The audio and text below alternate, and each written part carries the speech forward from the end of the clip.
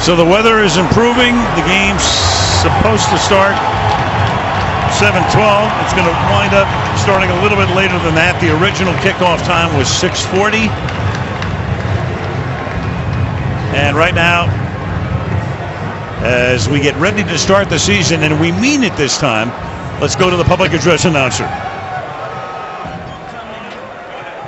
Ladies and gentlemen, the Denver Broncos and the National Football League ask you to please stand and kindly remove your hats as we honor America with the singing of our national anthem, as performed this evening by the winner of NBC's Season 4 of The Voice, 17-year-old Danielle Bradbury.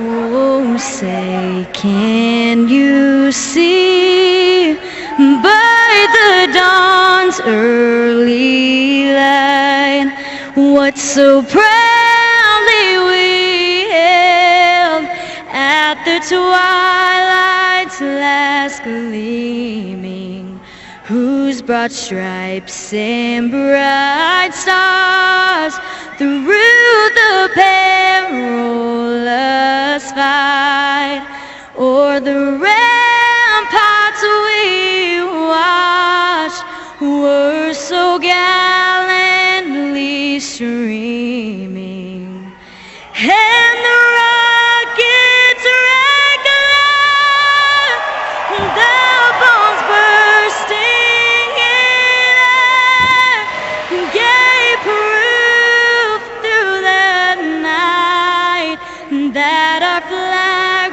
was still there. Oh, say, does that star-spangled banner yet wave o'er the land of the free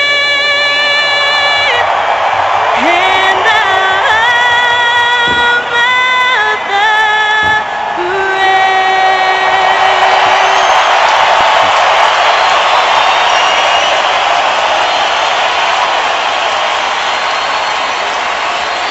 Sports Authority Field in Denver as we get ready to start the season. Walt Coleman will be the referee tonight. You know, we looked at the Doppler chart and all of the rest and saw the views from the planes. The crowd was never told to take cover unless they felt that they should. We had some rain, we had a little bit of wind. I don't want to say it was an overreaction because you never know what could have happened with a localized storm, but kind of looks that way right now, doesn't it? Well, that was the result, but player safety has been the discussion during the off season, and of course fan safety is always going to be paramount as well. No question. And the coin toss coming up. Of course, we've seen weather delays have become commonplace now. College football, pro football. Big one in the, I think, North Carolina, South Carolina game the other night. Baltimore's the visitor tonight. Here's the coin. The Bronco is heads. That's tails. It's your choice. You call the tails. These are heads. We're going to defer to the second half. We'll receive. And that means the Ravens will get the football to start the game. And of course, Starkly his teammate a year ago being exchanged. Once more to Michelle. All right, well, it's raining as hard as it has been, Al. Again, I mean, we've had light rain, we've had heavy rain, and right now we're getting kind of these big drops, which is a little bit heavier than we've had. It's ironic because before the game, it was perfect down here. I was talking to the kickers, and they said there couldn't be any more perfect conditions. And then all this happened. Now, again, the wind has really died down. We'll see how this rain affects the surface, Al. All right, thank you, Michelle. And as I mentioned, we've been here since Tuesday. We saw this Tuesday in the late afternoon. Yesterday, same thing today. And then one more look at the radar. And then the last couple of nights, it's cleared up. We've had no precipitation, I'd say, after about 7:30. The one thing I will say, though, is that you've got two teams that want to go up-tempo, and it is definitely cooler right now than what it was.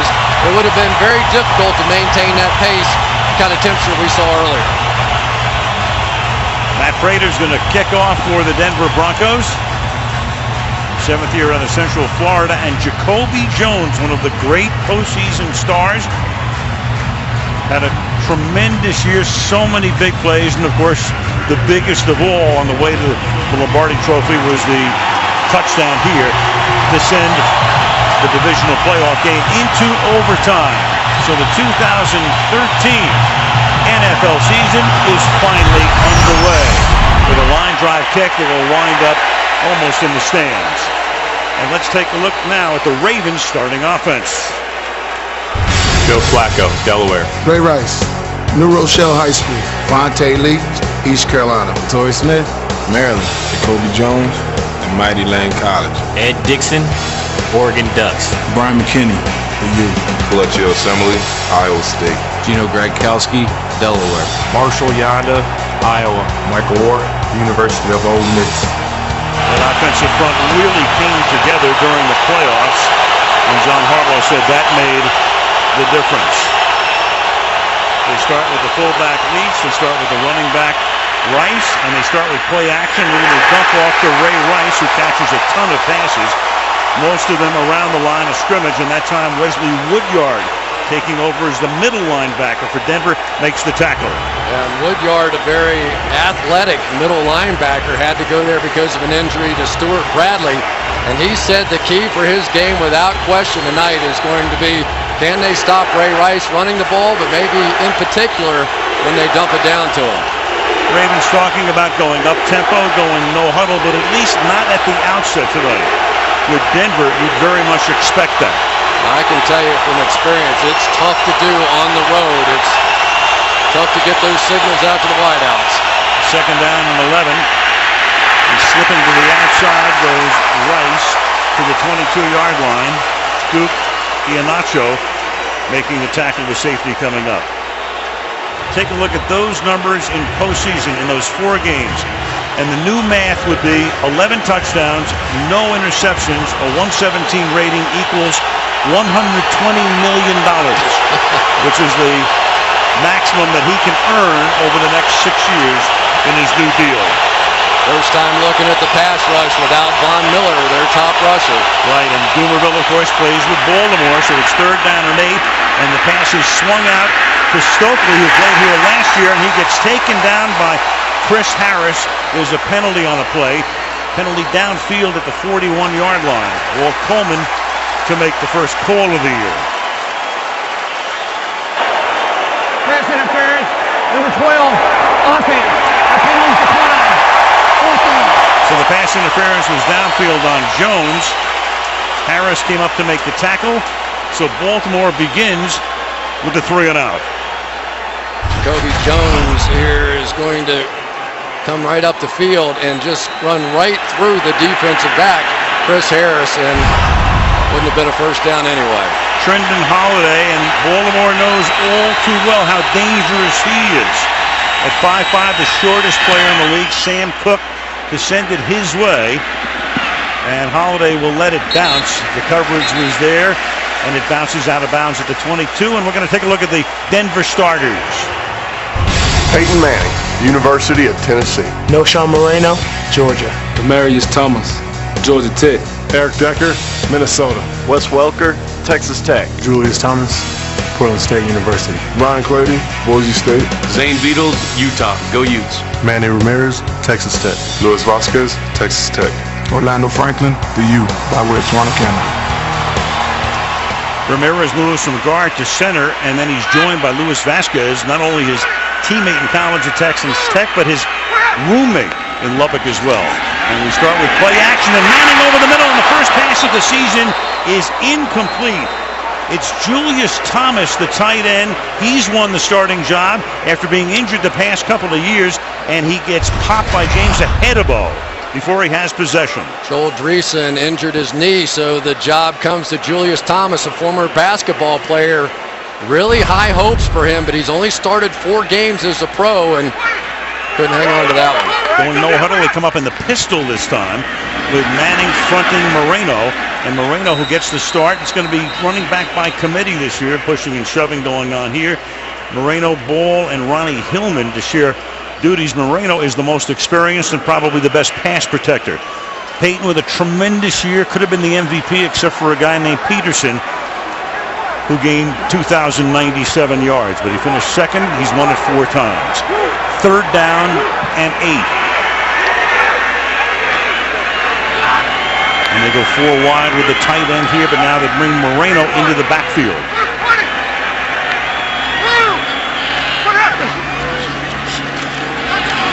And Peyton to the outside, and it's caught, and that's Wes Welker making the catch. Knows exactly where he has to go for the first down, reaches for it, and appears to have it. Well, this is one of those world-famous option routes by Wes Welker. Depending on what the coverage is, he can go in, he can go out, he can go deep. That time Corey Graham tried to take away the inside. He broke to the outside, and they're hot already. A penny for Tom Brady's thoughts at the moment. Yeah. From the 34-yard line after the first down of the game.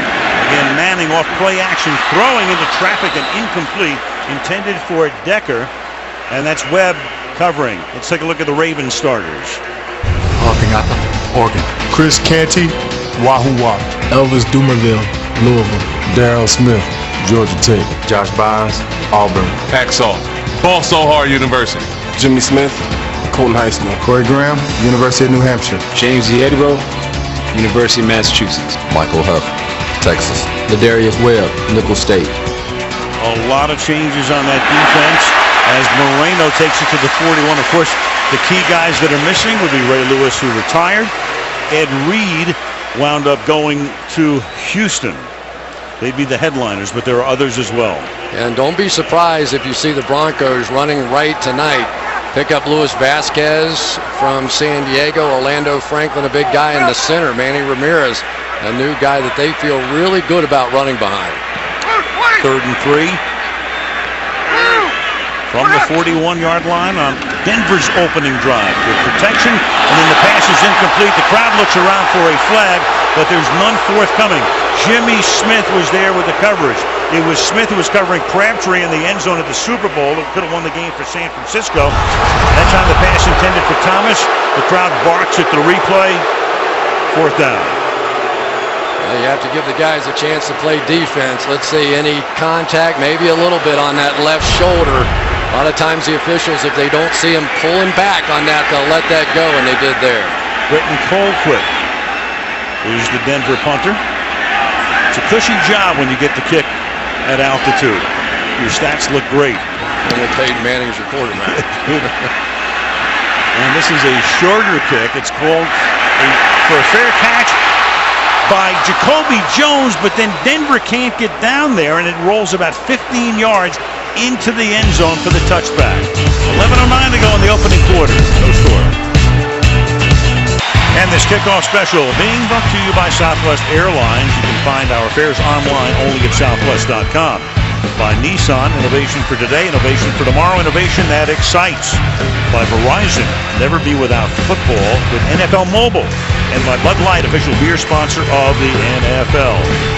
You know what that is? That's the celebration in Baltimore on the 5th of February, a couple of days after the Super Bowl win. Steve Bisciotti became a partner of Art Modell a number of years ago and took over the team. Last year dedicated to Art, who died at the beginning of the season, the owner of the Ravens. Looking on as Bernard Pierce, who backs up Rice but gets to see a lot of playing time, takes it out to the 34, a 14-yard gain, and a Raven first down.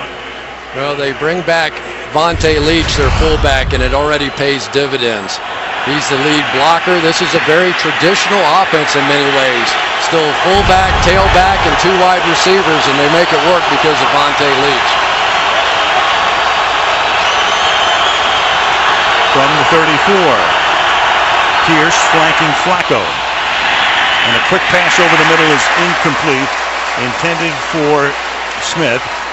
And let's take a look at the Bronco defense. Derek Wolf, Cincinnati. Kevin Vickerson, Michigan State, Spartan Dogs. Terrence Knighton, Temple Owls.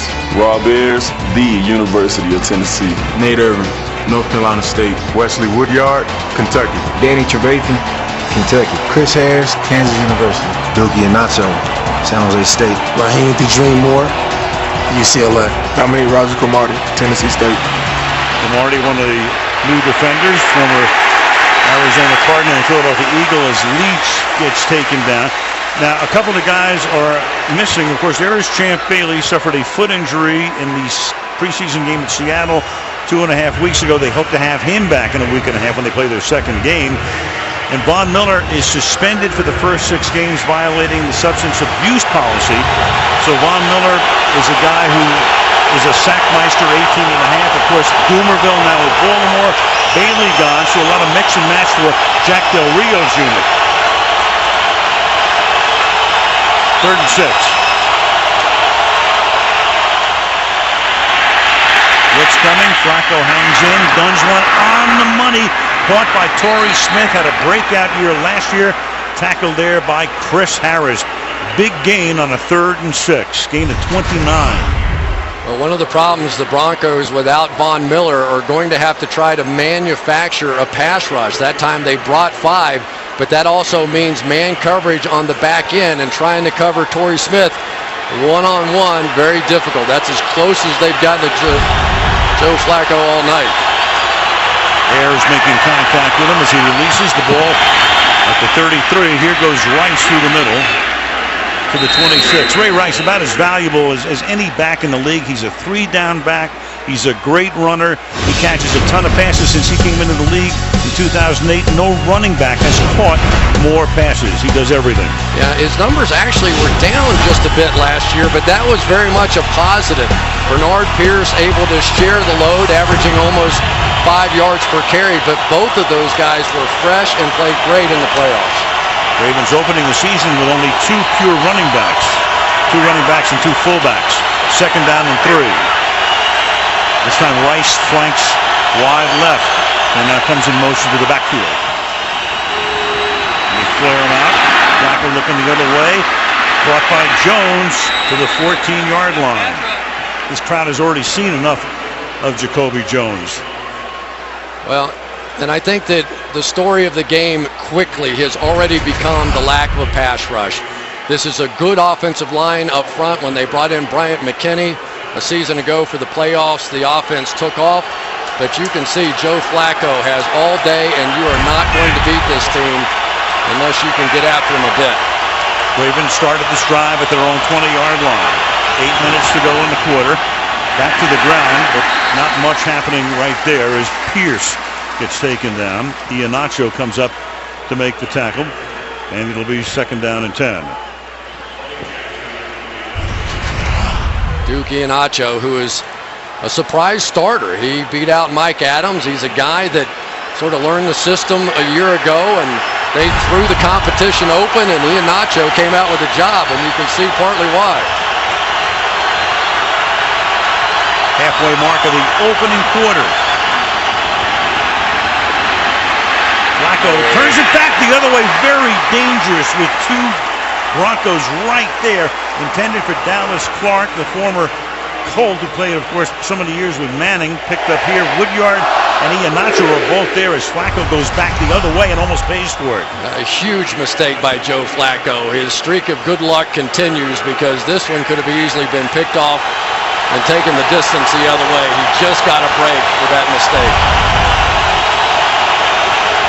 3rd and 10.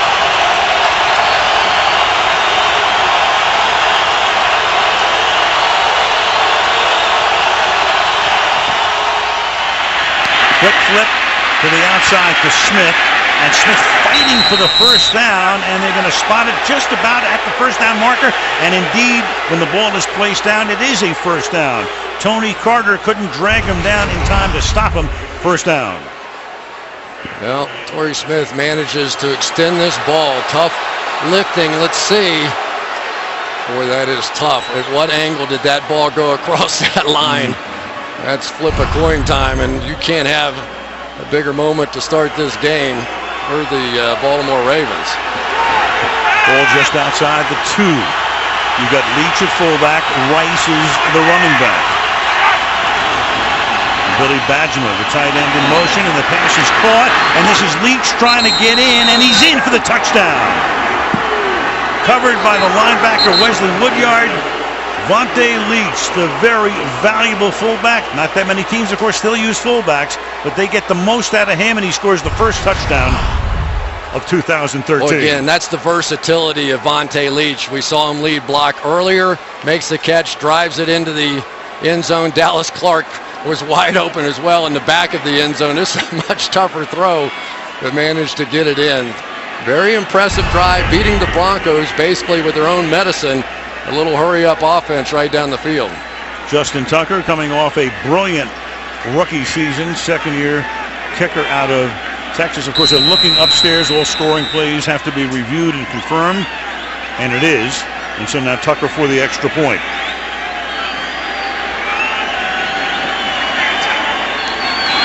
So the Baltimore Ravens take the ball at their own 20. It takes them a little less than 4 minutes. It took them 10 plays, 3 runs, 7 rushes, and they draw first blood.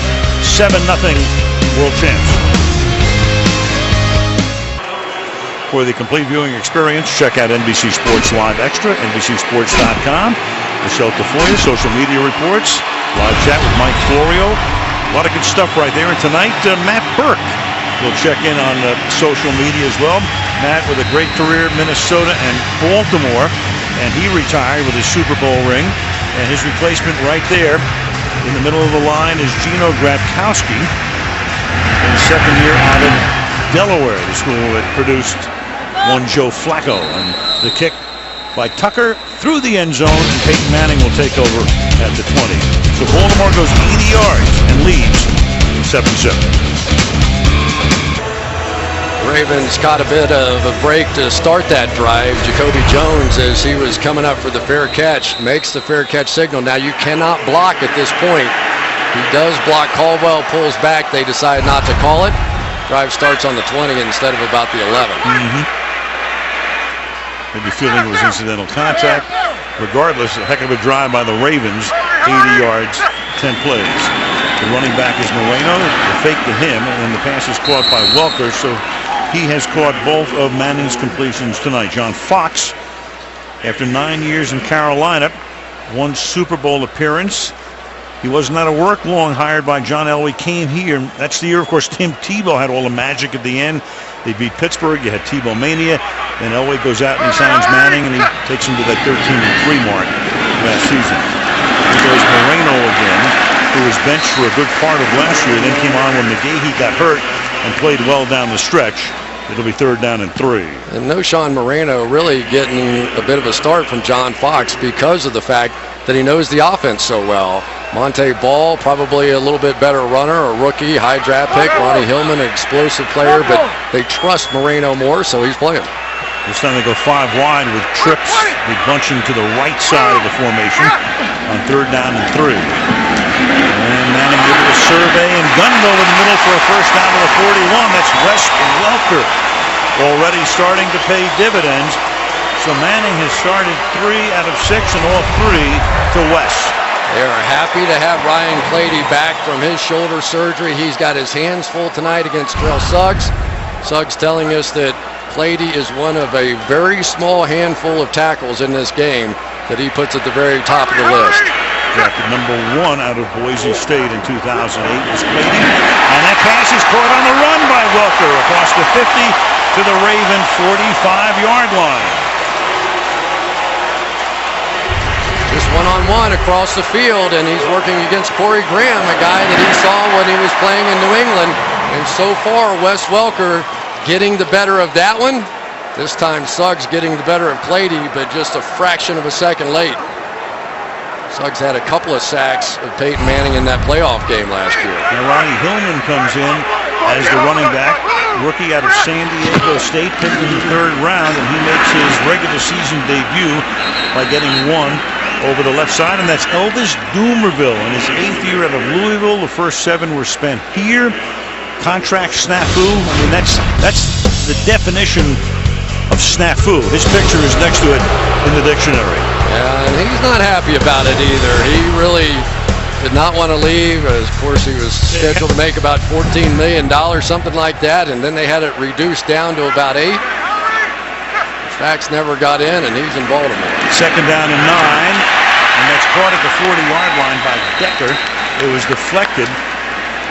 Corey Graham came in and deflected it, and it'll be 3rd down and 4. Well, we're starting to see the entire package defensively now for the Ravens as well. Dean Pease, the defensive coordinator, who did such a terrific job last year during the course of that playoff run, so many years in New England, and so he's had plenty of great battles over the years with Peyton Manning. So, do you know him? He said, nobody knows Peyton Manning. That guy is something special. Moreno in the backfield, 3rd down and 4.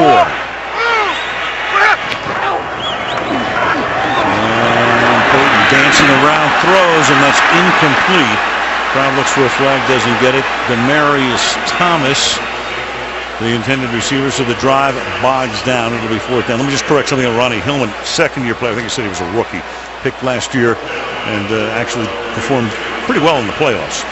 There's Ladarius Webb. Boy, are they happy to have him back. $50 million cornerback, out for the season about halfway through last year. But now they have legitimate cover guys across the board. They are able to bring pressure if they wish because they have guys that can play man-to-man so far on everybody except Wes Welker.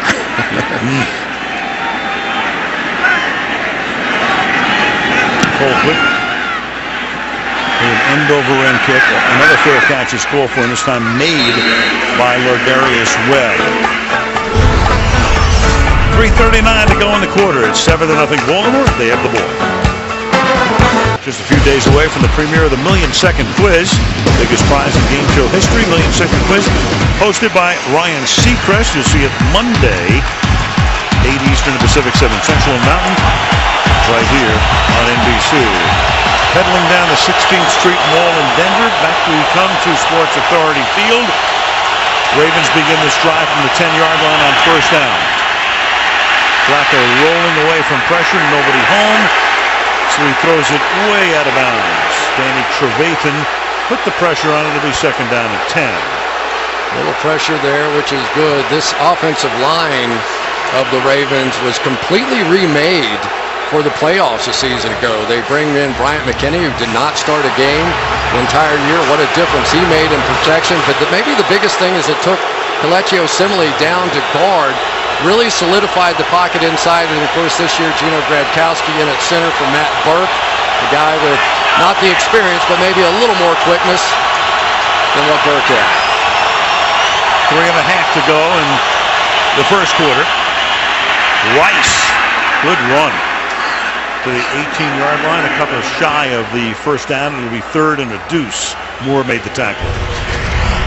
A little trap from Marshall Yonda here coming across. Throwing something back that Peyton Manning likes as well. It's such a great play because you actually use the defensive line's momentum against them. They want to get up the field. That time Terrence Knighton. So it was an easy kick-out trap block for Marshall Yonda.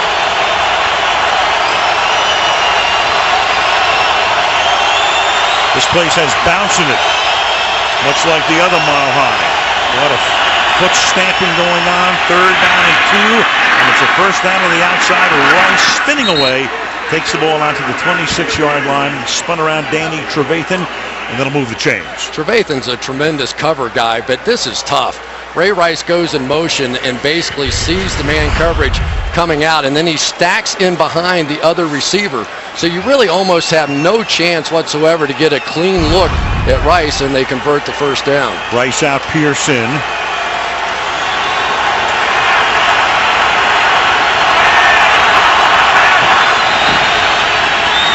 Here's Pierce. Nothing happening. No hole opens right there. And it'll be 2nd down. A shocking move was made by the Ravens toward the end of last season. Cam Cameron had been the offensive coordinator, but they made the change in December. Brought Jim Caldwell in, who had been the quarterback's coach. He had been the head coach at Indianapolis, took them to a Super Bowl, the successor to Tony Dungy, and John Harbaugh said we just had to make the move, and Caldwell and Flacco very much on the same page. It stunned Caldwell. He didn't know it was coming at all, and he said an hour and a half later, there I am standing in front of the team. It was shocking to everybody. 2nd and 11, and Flacco throws, and that's caught up the seam by Jacoby Jones to the 39-yard line. He's tackled there by Chris Harris with 1.5 minutes to play in the quarter. Chris Harris really without any help inside kind of takes an outside edge that time against Jacoby Jones. Ordinarily, if a defensive back plays outside like that, you expect a linebacker or a safety to drop down in the middle. none there, and Jacoby took advantage. Flacco 9 for his first 12, 84 yards, and the touchdown.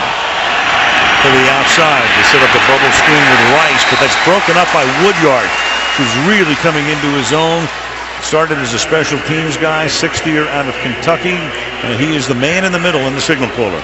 Yeah, and I tell you, if you talked with Jack Del Rio, their defensive coordinator, he will tell you that after the New England game, they had so many things go wrong in that game with communication. He made the switch. He brought Wesley Woodyard in to lead the huddle, to make the calls. And he said that's when our defense really took off a season ago. On 2nd and 10, a little fake toss, and then a screen to the left side, but nothing happening there. Jacoby Jones. Duke Iheanacho comes up to make the tackle, and that will take us down to the end of a first quarter that was delayed by weather for 33 minutes. 1 quarter of the first game of the season in the books. Baltimore 7, Denver nothing. This NFL kickoff special on NBC continues after these messages.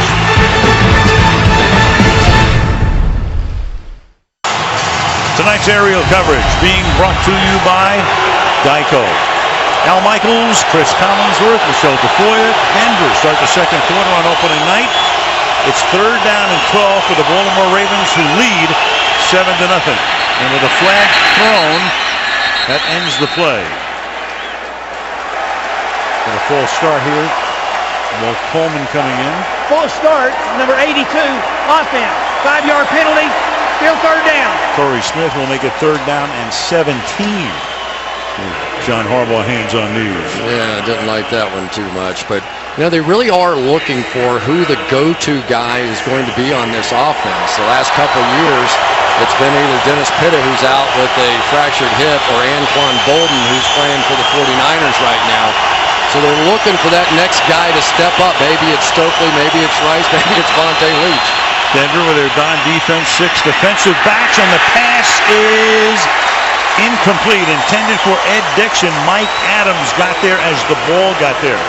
So Dixon, who will see most of the action until Pitta, if and when he recovers this season, can't haul it in. 4th down. But what a nice play by Mike Adams. Times this thing up perfectly, and that's the second time we've seen a perfectly thrown ball to a tight end get knocked away. Of course, Adams trying to stay away from the headgear because, as we well know, it's a penalty these days. Sam Cook will try to kick it away from Trendon Holiday if he can. And instead, here's Holiday at the 25. The ever dangerous one, but this time only a 4-yard run back taken out at the 29 by Matt Elam. Number 1 draft choice, 7-0. Wes Welker coming over. He's already caught 4 of Manning's 5 completions tonight. 07 through 12 with the Patriots, highest in NFL history, 672 catches over a 6-year span. And he loves to work. He's 5'9" and 185, but he works the inside like few others. 366 between the numbers. Yeah, Peyton Manning telling us, he said, from the first minute I met him, he was who I thought he was. He's a gym rat. He loves to work. And when I started throwing passes to him, he said, I knew it was going to work. As Dennis Green might have put it time ago. 1st down, Roshan Moreno takes the ball up to the 33-yard line.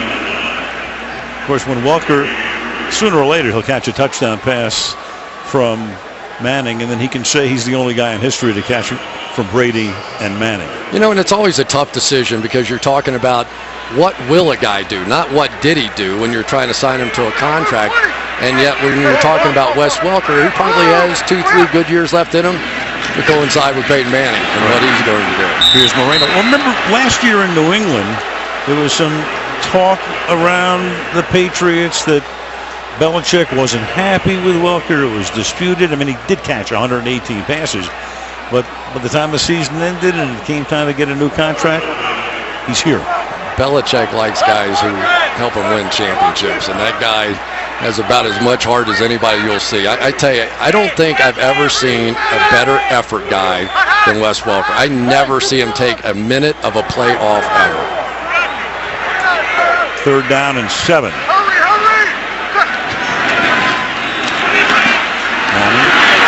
lining up to avoid the pressure, but the pass a little too high, but a flag is thrown. Welker asking for it. Covered there by Corey Graham, who had the 2 picks of Manning in the playoff game Prior to last the year. pass, illegal contact, 24 defense, 5-yard penalty, automatic first down. So before the pass was thrown, automatic first down. Corey Graham got him at about 7-8 yards from the line of scrimmage. There he is on that line. Once he crosses the other line, you cannot make that kind of contact again. So not pass interference, illegal contact.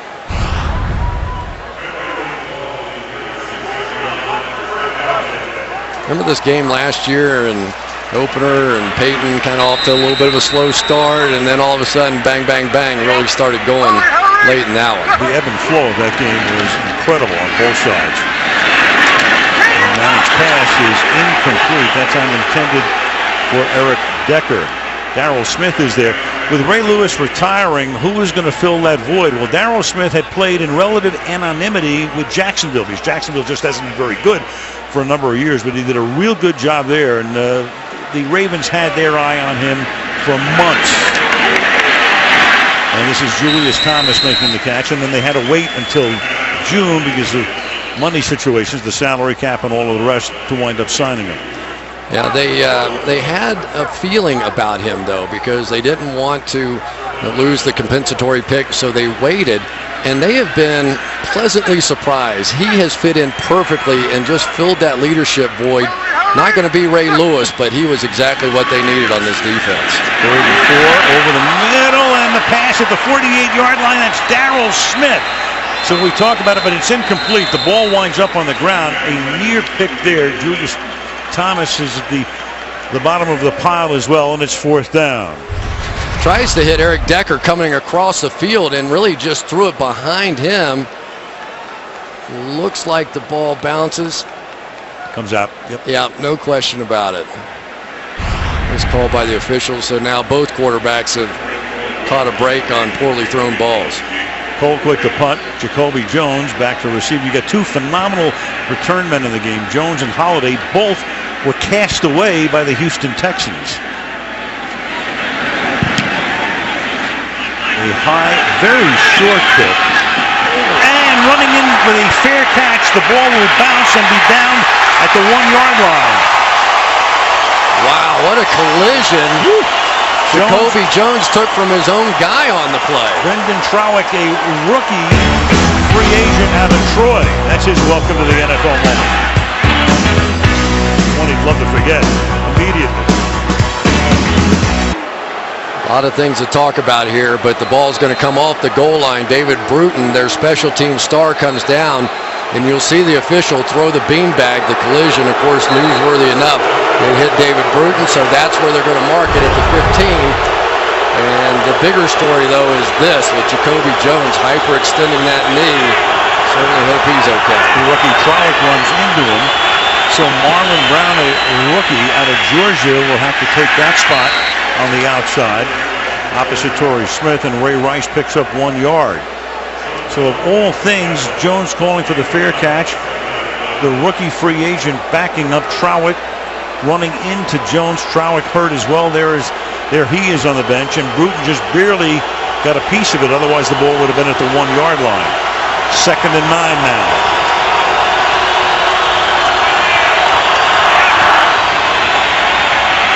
Rice dancing. Another yard. Kevin Dickerson is there. Tackle 99. It'll be 3rd down and 8. So now no Anquan Bolden to make that decision. And here's the young man, Marlon Brown. Had a chance to watch him in preseason. He went to the University of Georgia, got hurt late in the year, but he put on a show against the Carolina Panthers. He had a tremendous game, but you can see the eyes a little big right now. This is a heck of a moment for the rookie. Huge target, 6'5" and 205. 3rd and 8 out of the gun. Flacco fires over the middle, and it's picked off. Chris Harris at the 24-yard line. Intended for Brandon Stokely, and Harris stepping in for the pick to give the Broncos great position. Chris Harris was the last person to intercept Joe Flacco. Of course, the tremendous run inside. Here we go. He's going to undercut this route. And so the thin receiving core, we see it already. No Jacoby Jones. You get a little braver against the 37-year-old Brandon Stokely. And Chris Harris gets him again. Picked them off and ran it back 98 yards in Baltimore in Week 15 last year.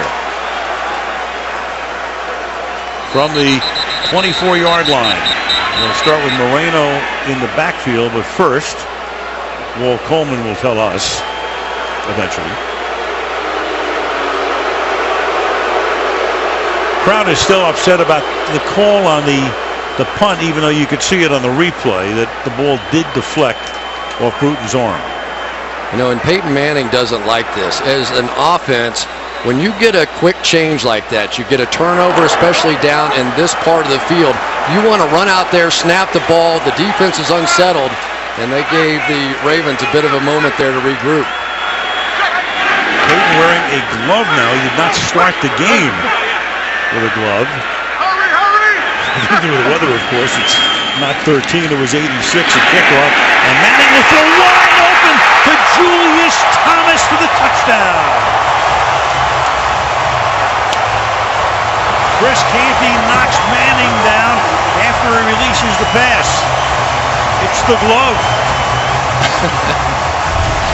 One of the things that they were going to try to do was fake the Baltimore Ravens. 3 different guys on that team that knew Peyton Manning's calls.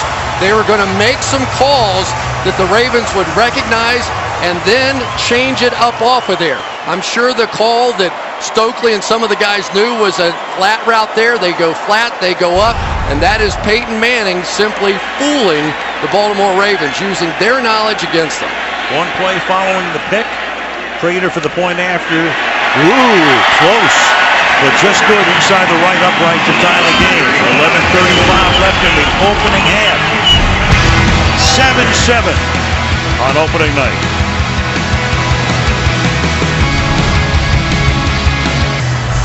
All right, coming to NBC, James Spader will star in a new drama. It's called The Blacklist, and it debuts in a couple of weeks. Monday night, September the 23rd, right here on NBC. 33-minute weather delay before the start of the game. Manning comes out to the 24-yard line after the pick. Suggs, who normally invites a lot of attention, says, "Get away from me," to our cameraman. And we've got a touchback. Don't forget Dallas Clark, Jim Caldwell, Brandon Stokely, all guys with experience. Watch Peyton with the audible now. We'll move his back over here, and they think that this is coming. So instead, Peyton Manning's going to give them that because the code, the signal, the hand signal, whatever it was, meant flat. He worked against their knowledge and scored a touchdown. Pretty creative stuff. And Thomas has won the job as you look at Stokely with the Broncos last year, and was a longtime teammate of Peyton in Indianapolis and was with the Ravens originally back in 2000 when they won their first Super Bowl. They start with Pierce. Sean Phillips makes the tackle, loss of 2. Here's Michelle. Well, Jacoby Jones has a right knee sprain, Al. He went back to the locker room for further evaluation. Ravens team doctor Leanne Curl looked at that knee very quickly for the stability of it, and it was very quick. She made the decision to take him back to the locker room. He walked back very slowly and very gingerly, Al. Thank you, Michelle, on a bizarre play. The only good thing for him would be at least he's got a few extra days before they have to play again a week from Sunday in rehab. As Flacco on a reverse roll, wide open, but misses the target. Ed Dixon, incomplete. 3rd and 12. You know, we're starting to see a little bit of the thin nature of this receiving core. Dennis Pitta, the go-to guy, not there. Ed Dixon coming across and trying to get the connection, but so far, especially now without Jacoby Jones, just a little uncomfortable. You can see this Ravens team now just a bit unsettled with their passing game.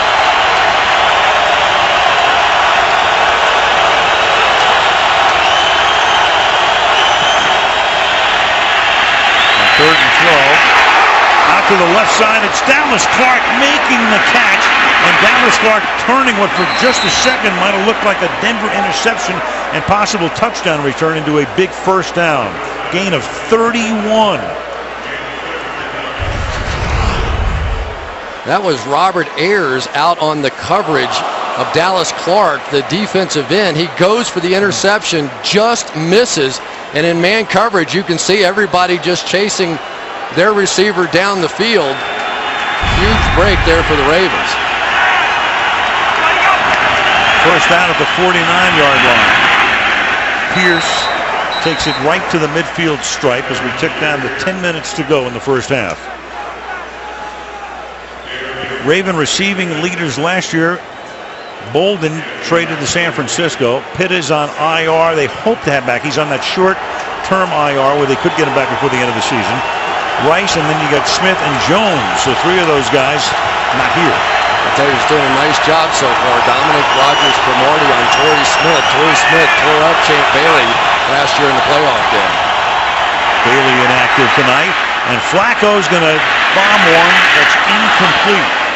He is like the reincarnation of Darryl LaMonica, the Mad Bomber, because it's funny, you think about when Flacco came into the league and everybody said, well, he's a game manager. It's all about the Baltimore defense. Meanwhile, there are two flags down on the play.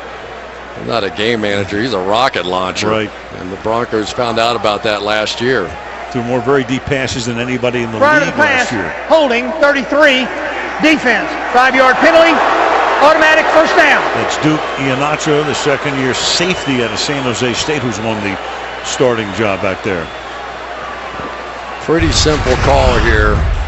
Duke Iannaccio right there. Going to be working against Torrey Smith and just hooks him from the outside. There were flags that came from everywhere. 5-yard penalty with that automatic first down. Takes the steam out of this crowd. Rice back in on first down. And Leach, the fullback.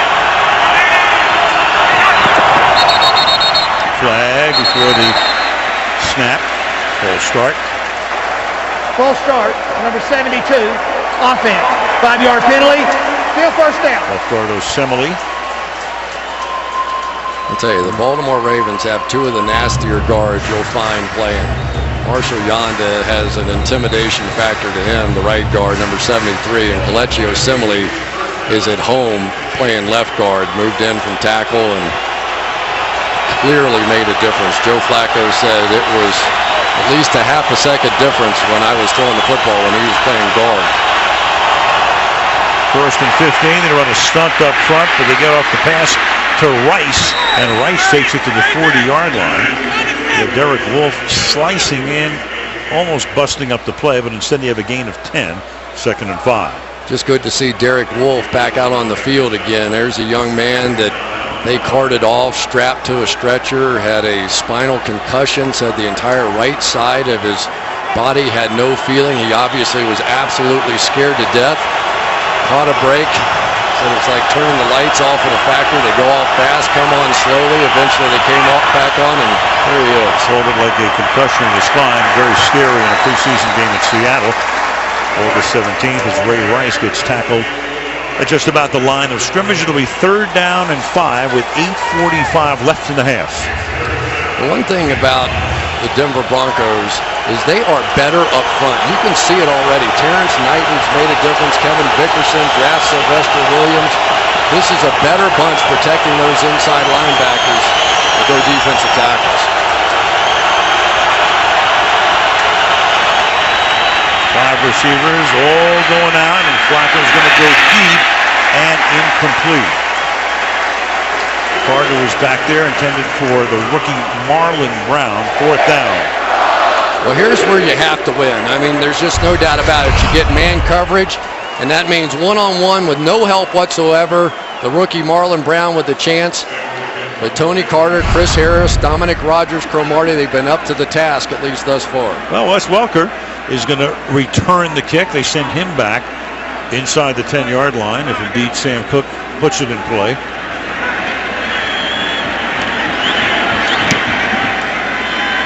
And Welker will throw for a fair catch. and make it, and then drop the ball of all guys, and the Ravens think they have it, and they do. So of all things, you're going to send a guy back there with sure hands on a fair catch situation, which that's what he figured to do, did Cook, and then Welker coughs it up. Well, a cardinal sin to begin with. He's on the 10, and he backs up to his own 5-yard line. There's no reason to catch that ball at all. Ravens had him surrounded, and oh, what a turn of events in this one. It is Shockey Brown who comes in and will recover the ball inside the 2-yard line. Woo.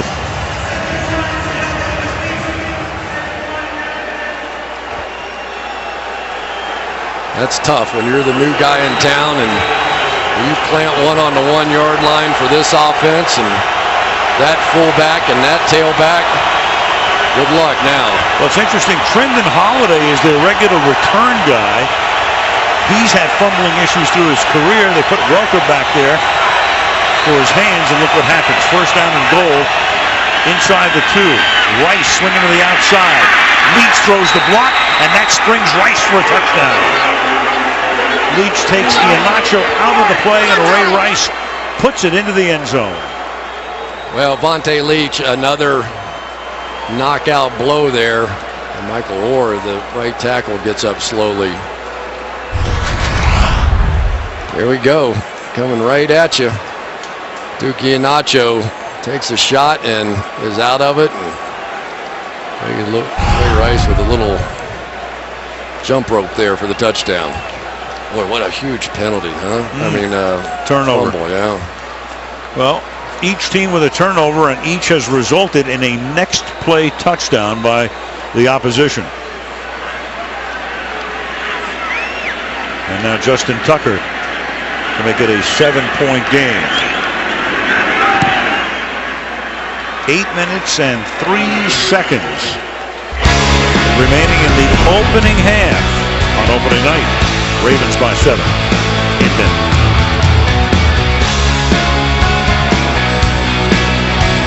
This NBC Kickoff Special being brought to you by DirecTV. If you call yourself a sports fan, you got to get DirecTV. By Wendy's, by Rush from director Ron Howard in theaters September the 27th, and by Toyota. The Denver Mint, world's largest producer of coins, been in operation here since 1906. World famous Denver Mint. Orr got shaken up on the touchdown, the right tackle for Baltimore. Friendly fire again. It's killing the Ravens. Marshall Yonda's own teammate got him the same way that Brendan Troutwick got Jacoby Jones. And now Tucker to kick off. Holiday is back there. Not much opportunities to return kickoffs at 5,280 feet.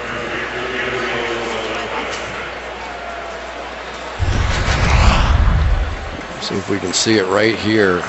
Marshall Yonda is going to come right into his knee. And down he goes. Vontae Leach, though, doing just a tremendous job. If you're going to pick an early MVP in this one, it may well be Vontae Leach. He's been outstanding.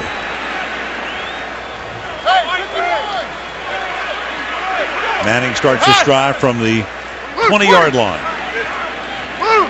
Moreno is the back. Manning off play action. That's complete for a gain of 12. Denarius Thomas makes the catch. Go to Michelle.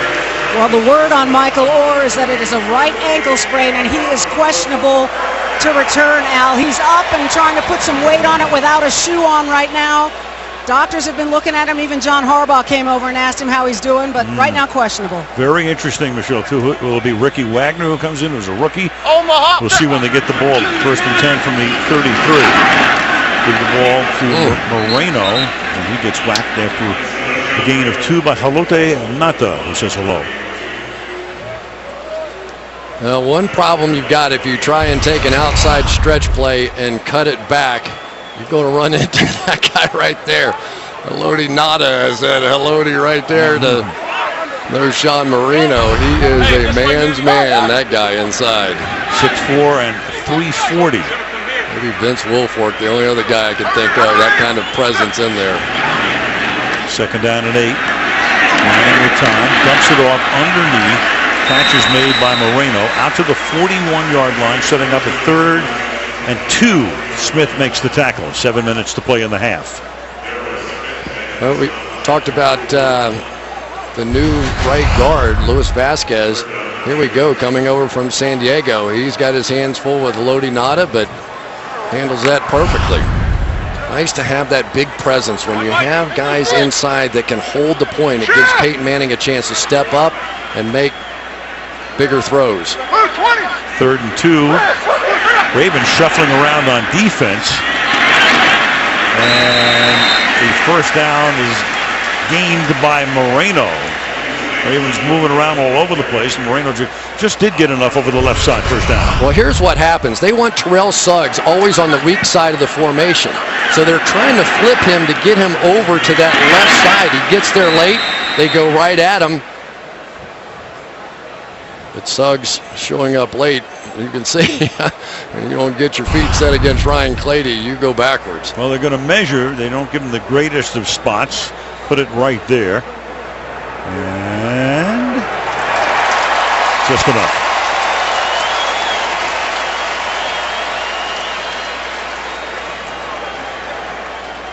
Think Suggs has introduced himself in our games how many different ways through the years? Oh my gosh, he has some fun with that, doesn't he?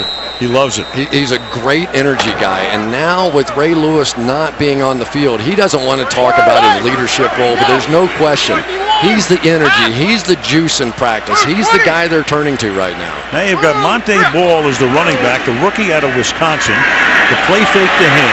And then Manning's going to go deep down the right side, and there's contact all over the place, and a flag is thrown. Eric Decker and Corey Graham got tangled up, and they're going to call it offensive. Offensive pass interference.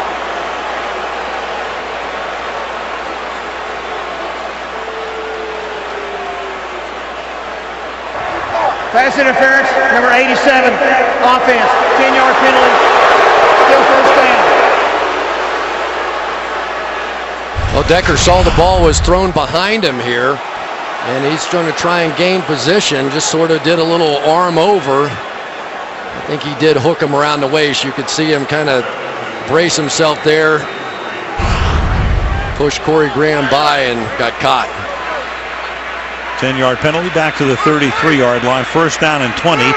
Manning now in the pistol.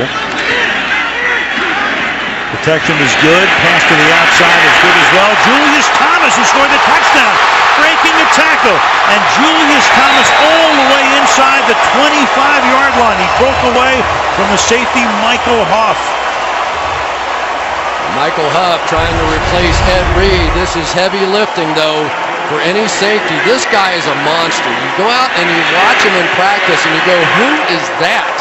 Julius Thomas had really not played very much at all, was hurt, got an opportunity because of the injuries to Joel Dreesen and Jacob Tamme, and he is having a big, big night so far. Former basketball star at Portland State. Again, Manning off the play fake, throws him over the middle. It is Thomas, the man of the hour.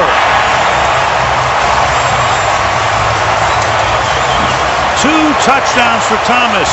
This one coming after a 44-yard pass. This good for 23. And John Elway said, "Ooh, that was good." Watch the delay here. He's working against Michael Huff. Kind of does a little stutter step. Goes right by him and drives it into the end zone. Here's Elvis Dumerville on the inside. May have gotten held just a bit. But the play action has really made a difference for Peyton Manning. They found in the offseason as they studied it, it slows that pass rush down just a fraction of a second, enough time for another touchdown. Prater for the point after. He averaged almost 4 yards per pass more with play action last year than without. We asked him about it the other day. He said, it gives me more protection. Indeed it does. Game is tied. Not too late to play NFL.com fantasy football. Sign up in under 2 minutes and play for free at NFL.com/fantasy. If you have Julius Thomas in your fantasy league, you're leading the league. And you're a genius. We watched him in practice the other day, and I don't think Peyton Manning could hit him once. He tried several times. It just didn't work out. And tonight, all magic. Rader to pick off. And they've got Bernard Pierce now with Jones hurt. And he won't have a chance to run it back. Joe Flacco, in his 6th year in the league, the first 5 seasons, of course, Baltimore defensively dominant. But he started as a rookie in his first year when Harbaugh got the job there. He and Manning both started in their rookie seasons. 9 postseason wins, tied for most in the first 5 seasons in NFL history with Tom Brady. And he's won a postseason game in each of his first 5 seasons. He's won 9 total. We mentioned Ricky Wagner. He is the rookie out of Wisconsin right tackle with Michael Orr out of the game. And Flacco's going to get sacked on the first play by Robert Ayers, who nearly had an interception the last time Baltimore had the ball, and this time gets the big sack here. And there's Orr on the bench. Well, one of the problems, Joe Flacco drifts here. Pressure's going to come, but Flacco's going to come this way. Really had him pushed by the pocket, and so I'm sure that Bryant McKinney's saying, what the heck? I did a great job on my block. Looking over that way, it was really a coverage sack as much as anything, but I know Robert Ayers is thrilled. A lot of pressure on him now with Von Miller out. 2nd and 19. They got to keep it on the ground here. Trying to pick up a little yardage with Bernard Pierce out to the 16. So the Baltimore Ravens right now without Jacoby Jones, without Orr, their starting right tackle. And of course we've chronicled the fact Bolden's gone. Pitt is hurt. Different story. 4:39 now, and you're going to give Peyton Manning the ball back with great field position if you don't come up with a big one here.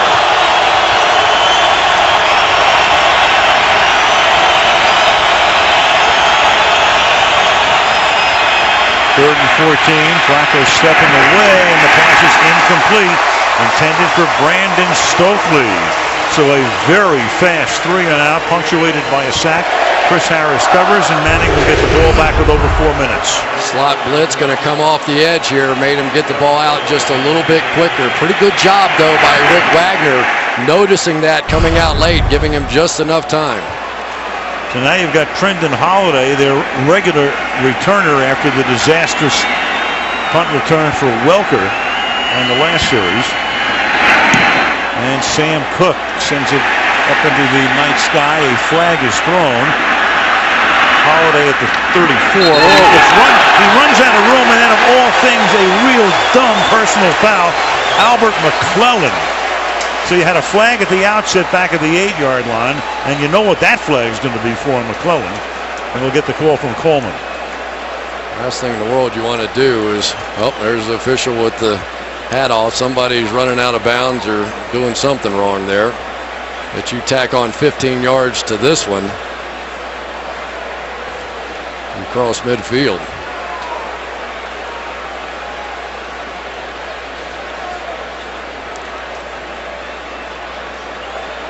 Well, we know what the second flag is for. What's the first? There are 2 fouls on the kicking team. Holding, number 32. That penalty's declined. Personal foul, unnecessary roughness, number 50. Kicking team. That penalty will be assessed 15 yards from the end of the play. First down. So Hedebo holds, he holds, and then we saw what McClellan did. There we go. Hedebo right there is going to hold David Bruton, or tackle him, or maul him, or assault him, or something. Then the same thing happened down the field. Trendon Holiday only weighs about 150 pounds. Sprint champion in college, won the NCAA 100-meter dash, but he's not a big guy. Look at that. The Ravens, of all things, winning the Super Bowl, had the most penalty yardage in the league last year. Second highest total of penalties. You know, they list Holiday at 170. Not really. He's the shortest guy in the league, and there are a couple other guys around the league that are also listed at $170. From the 49.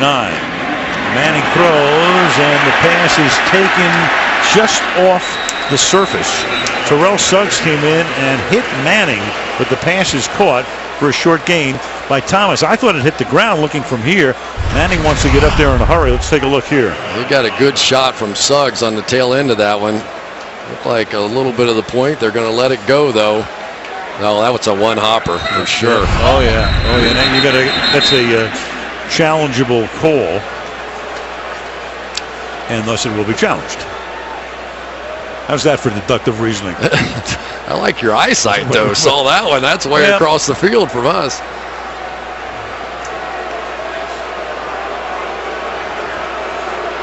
John Harbaugh not just arguing that one. Really on the field of a completed catch. Right. So if Harbaugh wins the challenge, it'll be 2nd down and 10. We'll be back right after this. Harbaugh wins about half of his challenges, and that's about the league average as well. And I think he's going to win this one. Will Coleman checking it out, and if the ball hits the ground, which we believe it does, it'll be 2nd down and 10. Yep, pretty clear. The more interesting part of that play took place after the play when Terrell Suggs and Peyton Manning were going at it. After reviewing the play, the ball hit the ground. The pass is incomplete. It'll be 2nd and 10 at the 49-yard line. Please reset the clock to 4:05, please. Baltimore will not be charged a timeout. Suggs got a little free shot at Peyton Manning, took it, watched Manning turn around and say, "Where's the love?" Suggs sees him talk to the referee, and then here it goes. He's got a few things to say himself. Well, they've been teammates in a few Pro Bowls, but we're not in Honolulu tonight. 2nd and 10. It's hotter here. 86 at the start of the game. And we have movement on the left side of the offensive line. Ball start, number 78, offense. 5-yard penalty.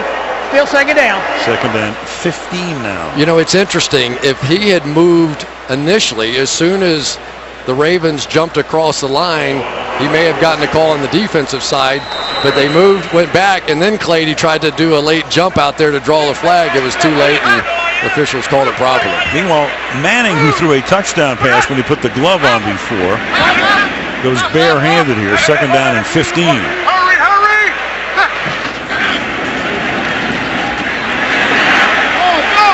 Time and going deep, and the pass to the outside of Thomas, and the coverage is very good by Jimmy Smith. 3rd and 15 now. Jimmy Smith handled that double move very well right out here. He's a guy that they say has gained great confidence since the Super Bowl. That's a tough one right there. I'm not so sure that wasn't another one of Peyton's attempts to give him an audible. They think they know what it is, and then he does the double move on the outside, but Smith handled it perfectly. 3rd and 15.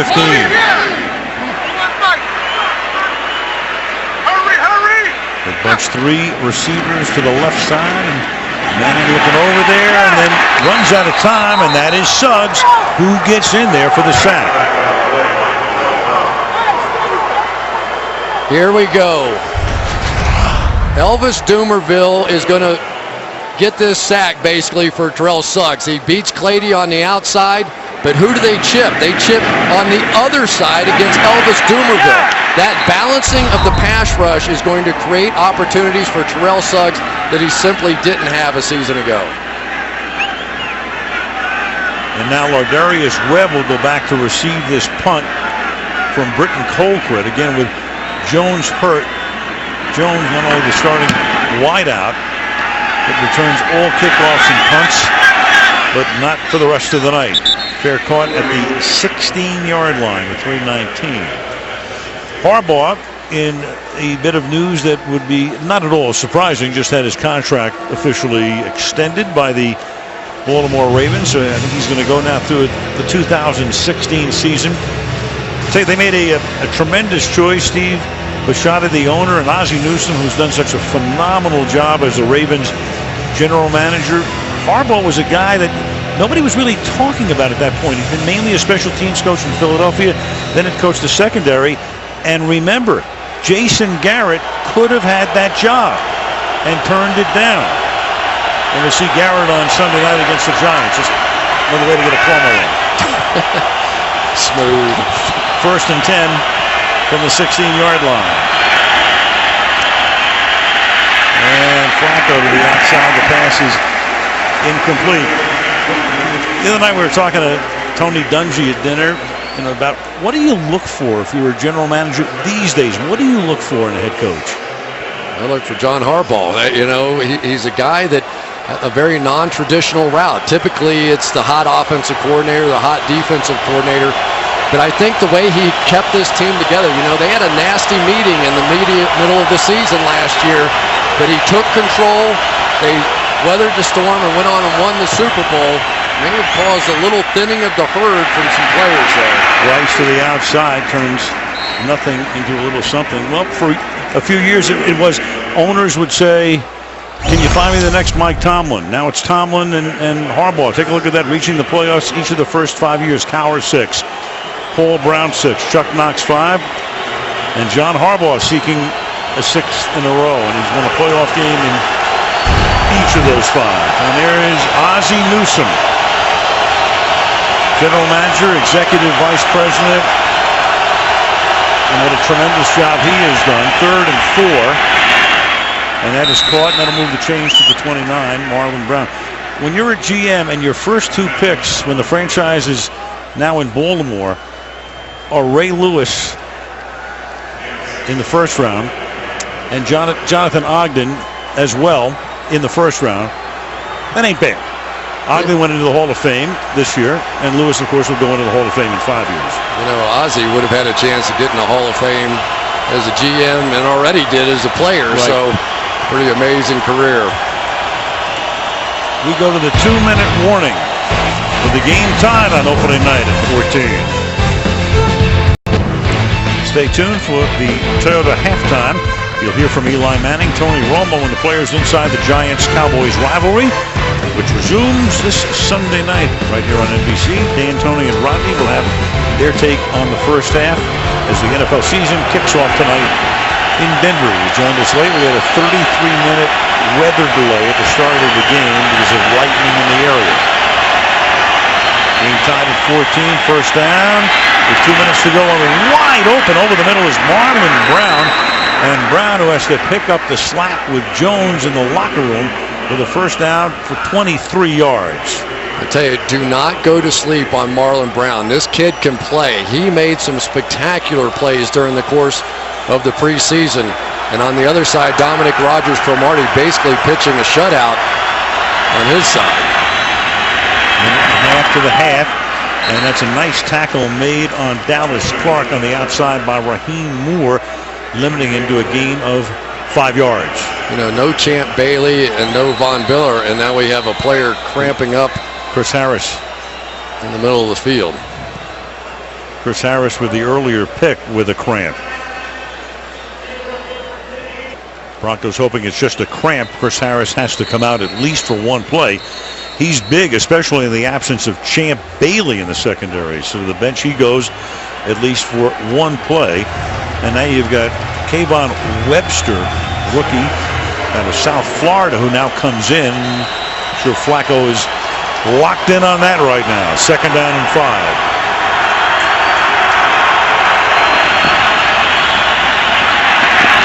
Flacco throws, and the pass is incomplete.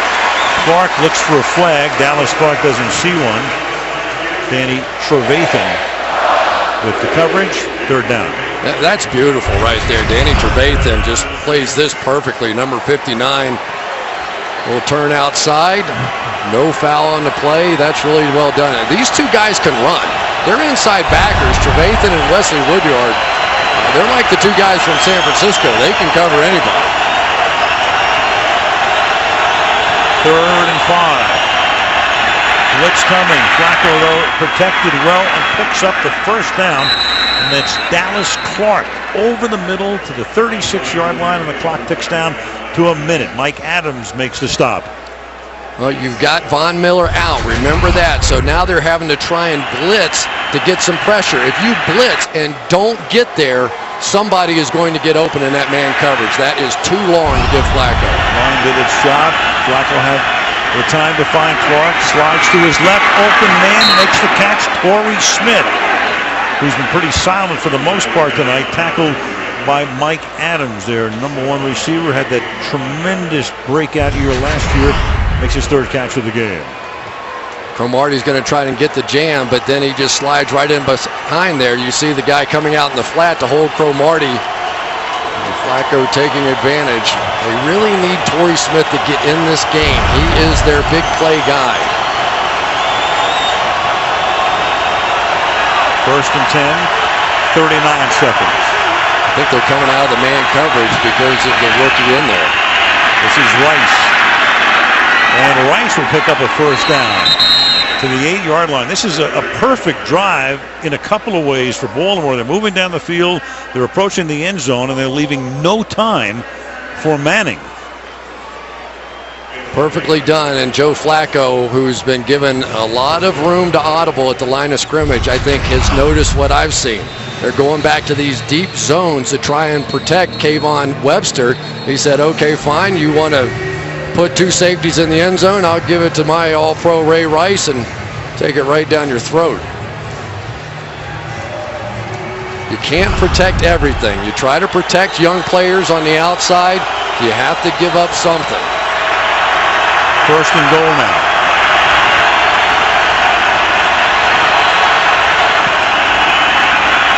Flacco to the corner, and it's batted away, and it's incomplete.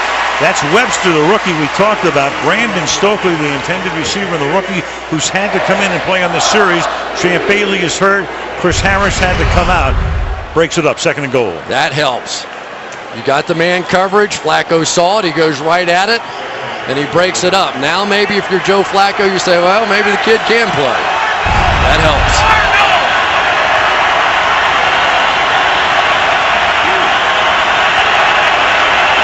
Blitz. Rice on 2nd and goal. Nothing there. It's going to make it 3rd down and goal. Each team with 2 timeouts. Of course, Harbaugh, now he's going to take the timeout here, making sure that at the other end, whenever Denver gets the ball back, they'll have next to no time, if any time. 15 seconds. 3rd and goal. A little recap maybe of what's happened right now. You had that severe lightning storm, at least in the area. We had some rain in the stadium. Nothing really insidious. Flacco tonight, 183 yards. He's already thrown 29 passes. Manning with 2 touchdown passes, each to his tight end, Thomas. There's one of them right there. First 2 career touchdown catches. But now Baltimore in a position to go into the locker room with a 3 or a 7-point lead. 3rd and goal.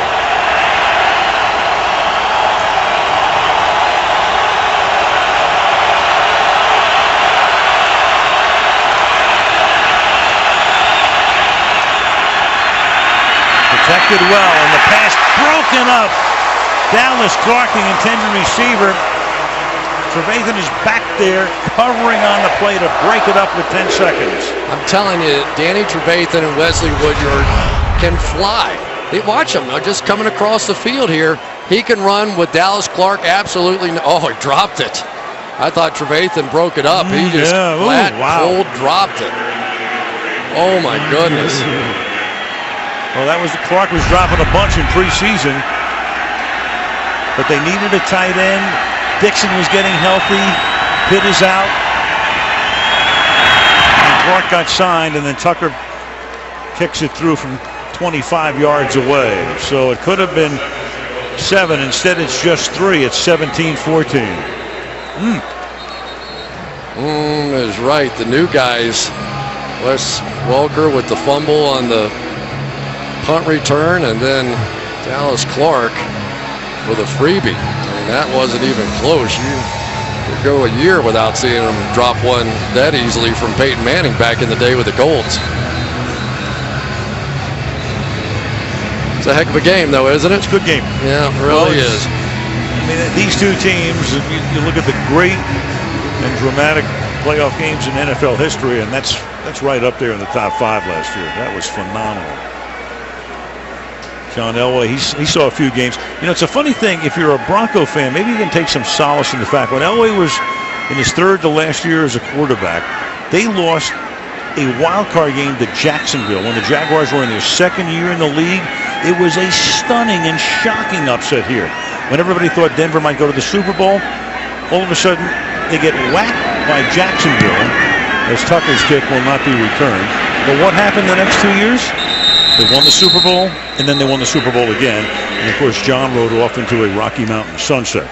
You know, talking about former players that turned into great GMs, he worked some magic with Peyton Manning. There's no question about it. The relationship that those two guys had, and the fact that John had experienced the success, the 2 Super Bowls at the end of his career, I think had something to do with Peyton Manning signing on. He knew the formula. Little kneel down will end it here. And the teams will go to the locker rooms with the visitors up by 3. Coming up next, it will be the Toyota halftime show. Bronx get the second half kickoff. Back after these messages from your NBC station. Opening night, it is halftime here in Denver, Colorado. 17-14. The Ravens on top, and both Denver touchdowns coming from a tight end in his 3rd year in the league, but he's been oft injured into the end zone twice, Julius Thomas. Did a great job, and he's the subject of our Burger King Inside Edge. We'll take a look here. He was pretty much as advertised early on, trying to make a few blocks, and that didn't go so well. But when he got out, the former basketball player and some pass routes, awfully tough to defend for linebackers and safeties alike. This time Michael Huff got the little delay and go he went. So that's it for tonight. The Burger King Inside Edge. Check out more insights from tonight on NBC Sports Live Extra. Tonight, the Denver Broncos, in terms of receiving, 4 for 97 for the tight end. Welker had 4 very early, and then, of course, the punt, which turned out to be a disaster at the 2-yard line. Thomas, Moreno, and Decker with 1 each. Manning is 11 of 19 for 160. And his offense will go right to work in the 3rd quarter. Trindon Holiday had both a punt return for a TD and a kickoff return for a TD last year. You talk about a guy who had a pretty good year. He's in Houston. They're 5-0 at that point. They let him go. He comes here when the Broncos started their 11-game winning streak. So he was 16-0 in the regular season last season. You know what John Fox said? He would have been on Dancing with the Stars instead of Jacoby Jones if the game had gone the other way. Isn't that the truth? And once again, as has been the case on almost every kickoff tonight, a touchback, and we go to Michelle. Well, speaking of Jacoby Jones, he and Michael Orr both still doubtful to return to this game. I saw Michael Orr go in for x-rays on that right foot ankle area. So both of those guys doubtful, but John Harbaugh told me he's confident in their replacements, Marlon Brown and Ricky Wagner. As for John Fox, the 2 touchdowns he got out of Julius Thomas, he said, look, they're just singling that guy. They're covering all our other receivers, so we're going to continue to go to him as long as they do that. Thank you, Michelle. He's been the target tonight. He's been his favorite target. They've got Moreno starting in the backfield on first down from the 20-yard line. Base 4-3 alignment for the defense, and it's good enough. Elvis Dumerville comes in to get the sack. A smattering of boos. Well, one of the problems we just showed you, Julius Thomas, when it comes to blocking, not his strength, and Dumerville goes right by him before Orlando Franklin can come over to help, but you know that one feels good. 3 Pro Bowls for him. The pass to the outside is caught. Moreno takes it up to the 21-yard line. But it's still going to be 3rd down and 9 after a gain of 8. Broncos going no huddle, but not the warp speed no huddle that they exhibited in their next to last preseason game against the Rams. Stacking receivers left and right.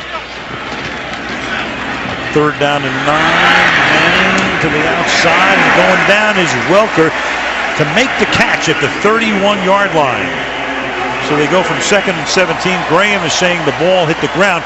He's looking over to Harbaugh. He's trying to get Harbaugh to challenge. Sure did. It did, yeah. And now Harbaugh can challenge this. Instead of it being a first down, it would be a fourth down. Manning's trying to get the ball snapped. Oh, wow. Oh, they missed an opportunity for what would have been an overturn. And Demarius Thomas, look at this. Thomas down the sideline for a long gain, forced out by Smith. So you saw Graham looking over to Harbaugh saying, throw the challenge flag, but he didn't. They probably would have won it. Here it is again. No doubt about it. Yeah. That's a drop. That's the punt team on the field, and that's Demarius Thomas not getting a chance to do this. So a huge break for the Broncos. And again, that's one of those things where Harbaugh sometimes is talking to the guys upstairs, and they're seeing the play as well, saying challenge or don't challenge. It was too late. Ronnie Hillman now in the game. Second year back out of San Diego State, and he will carry the ball to a nice hole over the right side to the 28-yard line. He's tackled there by Josh Bynes. One of the many benefits of going to the no-huddle offense is the opposing coach doesn't get a lot of time to look at these replays. That is no question 100% a drop, and it was a costly mistake for John Harbaugh. Second down and 3 from the 28-yard line.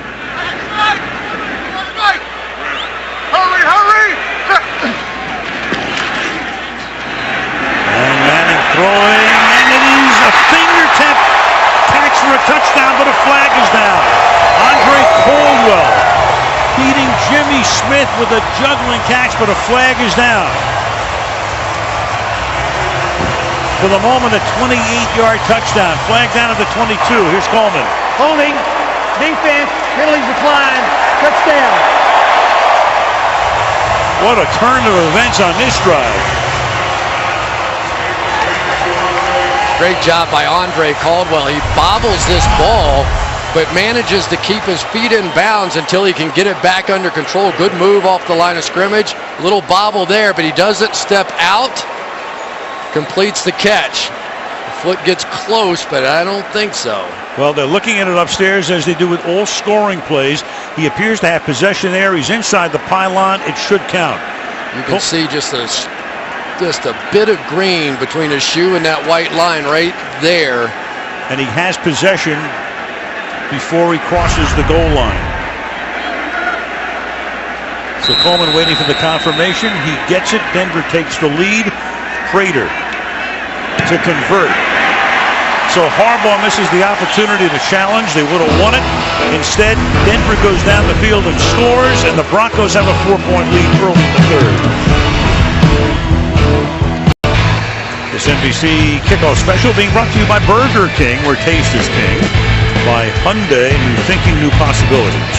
By the Samsung Galaxy S4, the next big thing is here.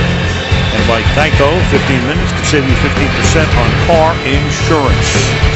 Now Michael's Chris Collinsworth, Michelle Tafoya in the sea of orange. 2.5 into the second half. Denver on top by 4.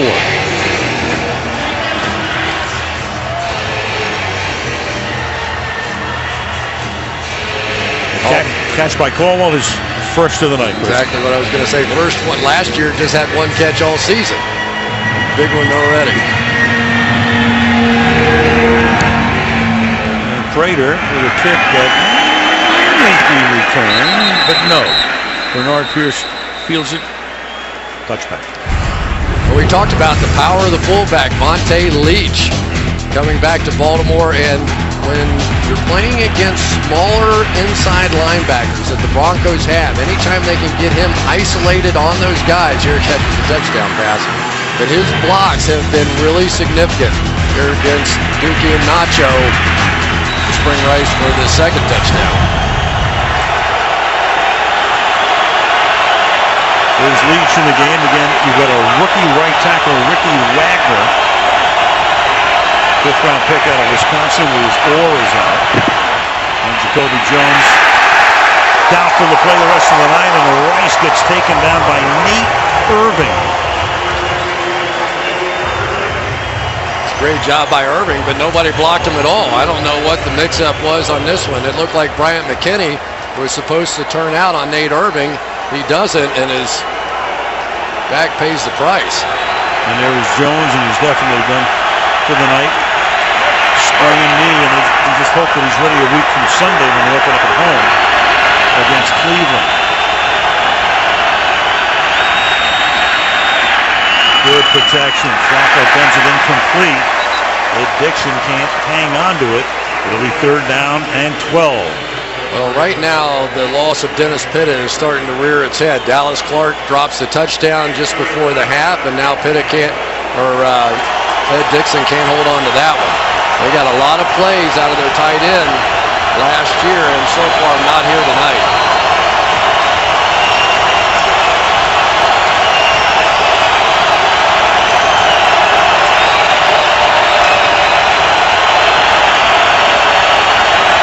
Third and 12 amidst this deafening roar. And Flacco's going to go down, and the roar will get even louder. Sean Phillips, many years at San Diego, stays in the division, comes around from the backside and sacks him. Really a lot of pressure on Sean Phillips. He's going to have to pick up the slack until Von Miller gets back, catches a break in this game. The backup Rick Wagner, no match for Sean Phillips. Great job with his hands. You see Wagner trying to get his hands out. Phillips just knocked him right away. 70 and a half career sacks now for Sean Phillips. Holiday is back to receive, and the kick is blocked. And rolling at the 10-yard line. A block kick. And Peyton Manning will get the football at the 10-yard line.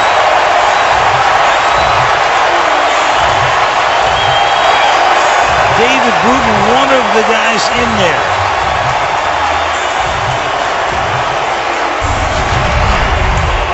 David Bruton right here is going to split the gap. They pay attention to the outside rush band, and he comes right through. Took a chance. Probably going to be roughing the punter, but he is a guy that knows what he's doing. He's a special teams captain.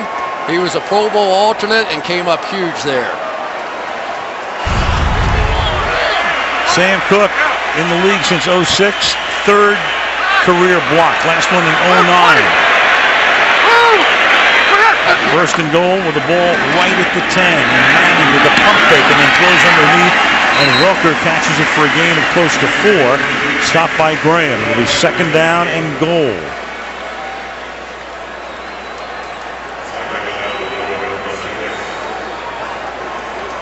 The Ravens have had issues with special teams.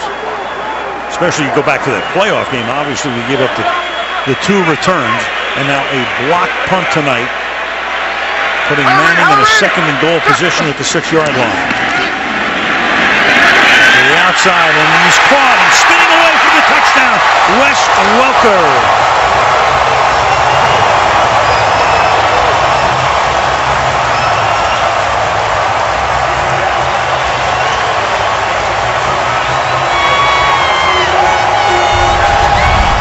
Man coverage. The stack is so tough. They're going to switch it off with the cornerbacks. They do a good job with that.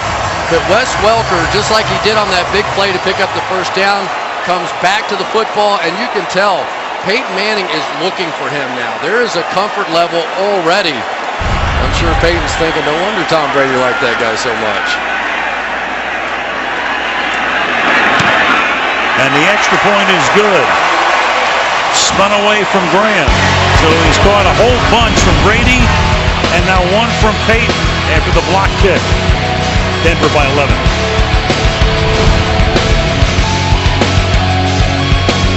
The pivotal event of the playoffs, the BMW Championship, will determine the final 30 players who will advance for the FedEx Cup title. Coverage begins Thursday, September 12th on the Golf Channel. Continues over the weekend, Saturday, September 14th right here on NBC. Suggs with a few words for his group. Tell you what, this Denver Broncos offense looks more and more dangerous. Julius Thomas and Wes Welker working inside. Wait and see. Demaryius Thomas and Eric Decker are about to get their opportunities on the outside. That's how it works. You beat them inside, opportunities come outside. way out of the end zone. Talk about Welker. In his years in New England, he caught 34 touchdown passes from Brady. Now he's caught one from Manning. Manning ties a record tonight with 4 touchdown passes, 23rd game with 4 or more, tying the mark he now shares with Brett Favre. So 4 TD passes, 2 to Thomas, 1 to Welker, 1 to Caldwell. And they start on the ground. Here's your million-second quiz for $1 million. Can you name the other 2 quarterbacks that Welker's caught passes from touchdown passes? They're all down in Miami. Well, one of them is. Matt Castle is one. The year he took over for Brady with the injured knee. Yeah. And then Miami's the other one. I don't know. I can barely remember the names of these quarterbacks. Joey Harrington. No, I don't know about that. 2nd and 10. Bernard Pierce gets bowling ball down. Wesley Woodyard knocking him down after a short gain. It'll be 3rd down and 8. If the defensive linemen, the up-front defensive linemen for the Broncos continue to play the way they have tonight, Terrence Knighton, Kevin Vickerson, Mitch Unrein, these linebackers are going to have hundreds of tackles. They are protecting those guys so that they can run sideline to sideline. It's working.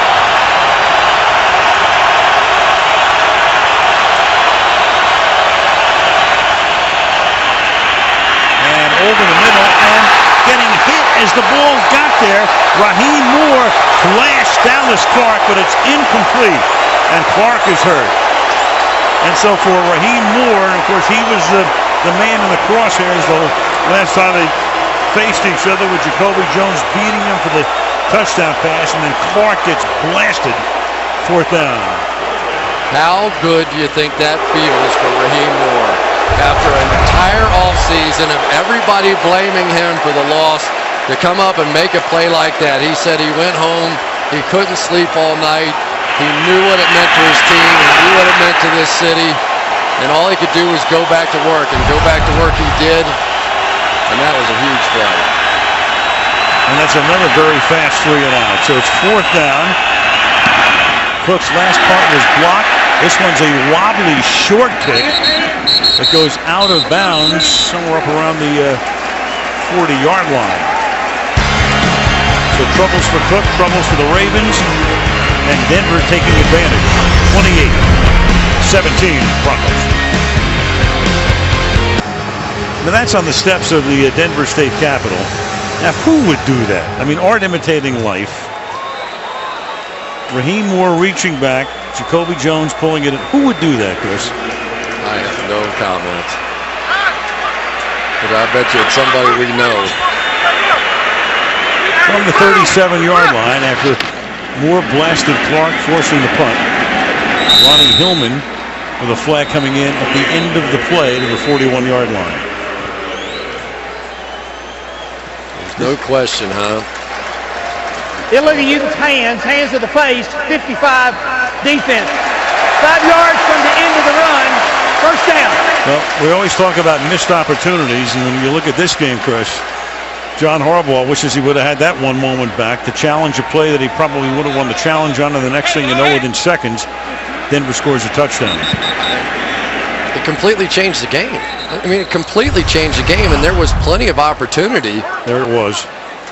To see that replay. We showed that replay, and for some reason, the communication between whoever is watching upstairs never got to John Harbaugh. I have no explanation for why not. Then you had 2 long pass plays. Then you had a block punt. 2 quick touchdowns. Less than 6 minutes have elapsed here in the 3rd quarter. And the Broncos have turned a 3-point halftime deficit into an 11-point lead.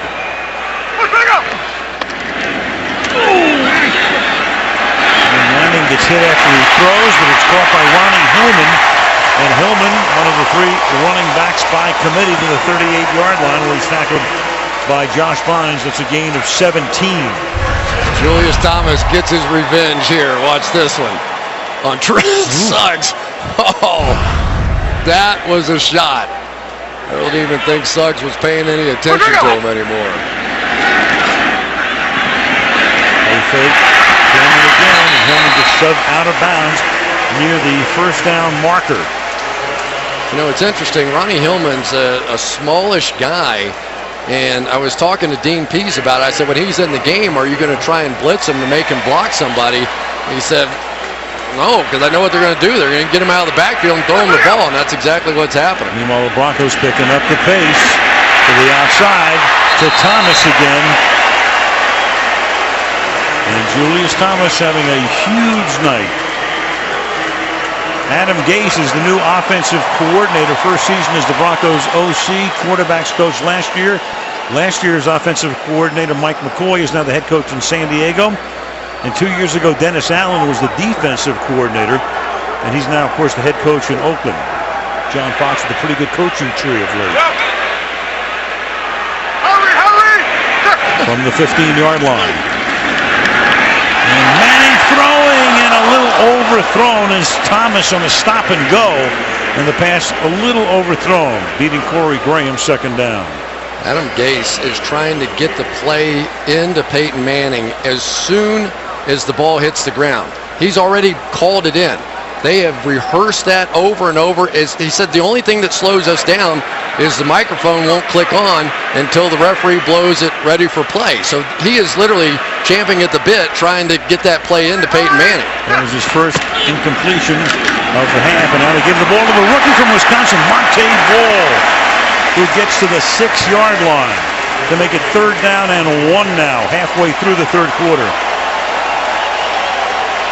Well, Julius Thomas maybe not so good blocking in the first half, but a little bit better here in the second half. If he can just hold his own with the things that he can do as a receiver, he's going to be quite the weapon.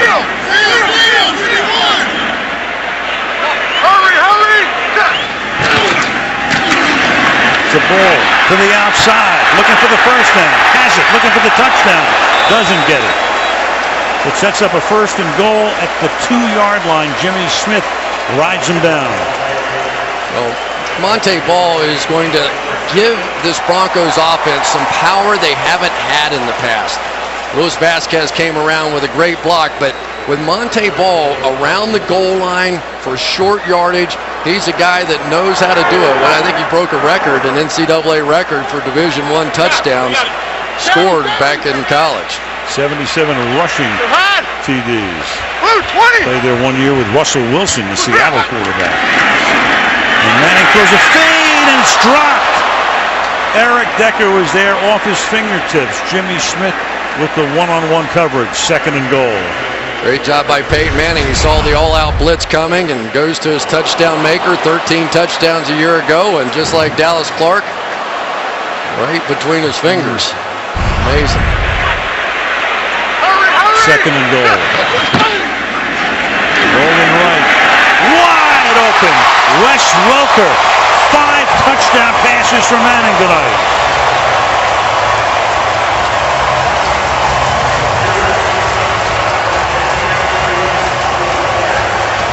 Didn't even have to pick on that one. That was an auto pick. Come down here and everybody gives up. These two guys just quit. They don't even try to follow Wes Welker. Don't know if there's confusion or what, but that looks like a tired defense out there right now for the Ravens. First game of the year, no huddle, altitude. It is about to get ugly. Manning's last game with more than 4 touchdown passes 9 years ago. Colts against Detroit. He threw 6 that day. Traded for the point after. And the Denver Broncos, with 6.5 to go in the third quarter, have assumed command on opening night, 35-17.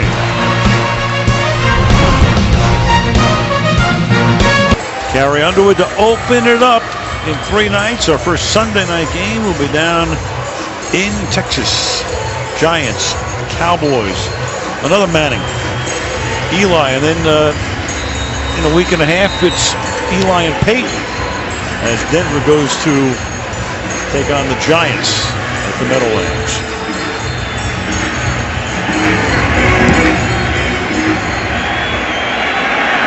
And kickoff. resulting in yet another touchback, and the ball comes out to the 20-yard line, where the Baltimore Ravens have dug an 18-point hole. Probably couldn't have had a tougher assignment than Peyton Manning when you've got this remade defense on the other side. No Ray Lewis, no Ed Reed, no Bernard Pollard, no Donnell Ellerbe. Trying to fit all the pieces back together. I'm sure it's going to be better later, but tonight, Peyton Manning's putting on a clinic for them.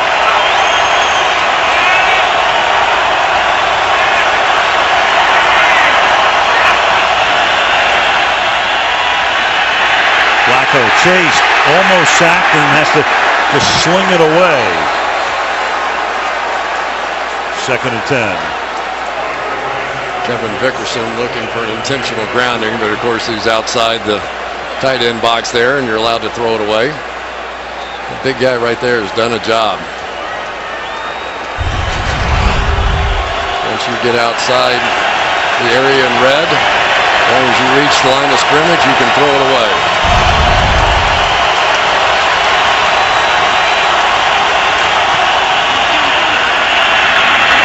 Flacco to the outside. Brandon Stokely pick up about 8, setting up a 3rd down and 2.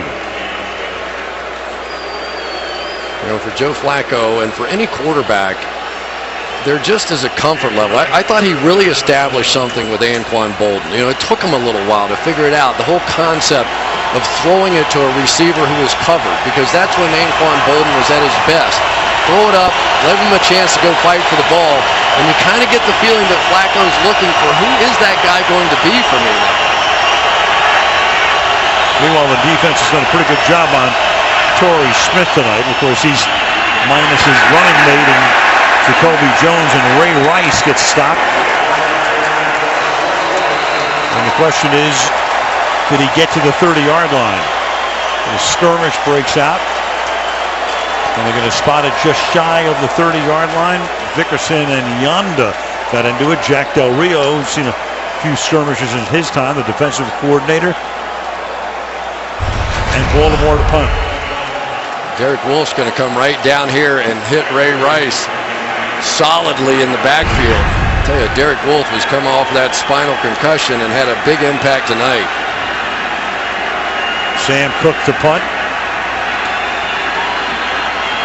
His 6th of the game. Trindon Holiday sets up at the 20-yard line.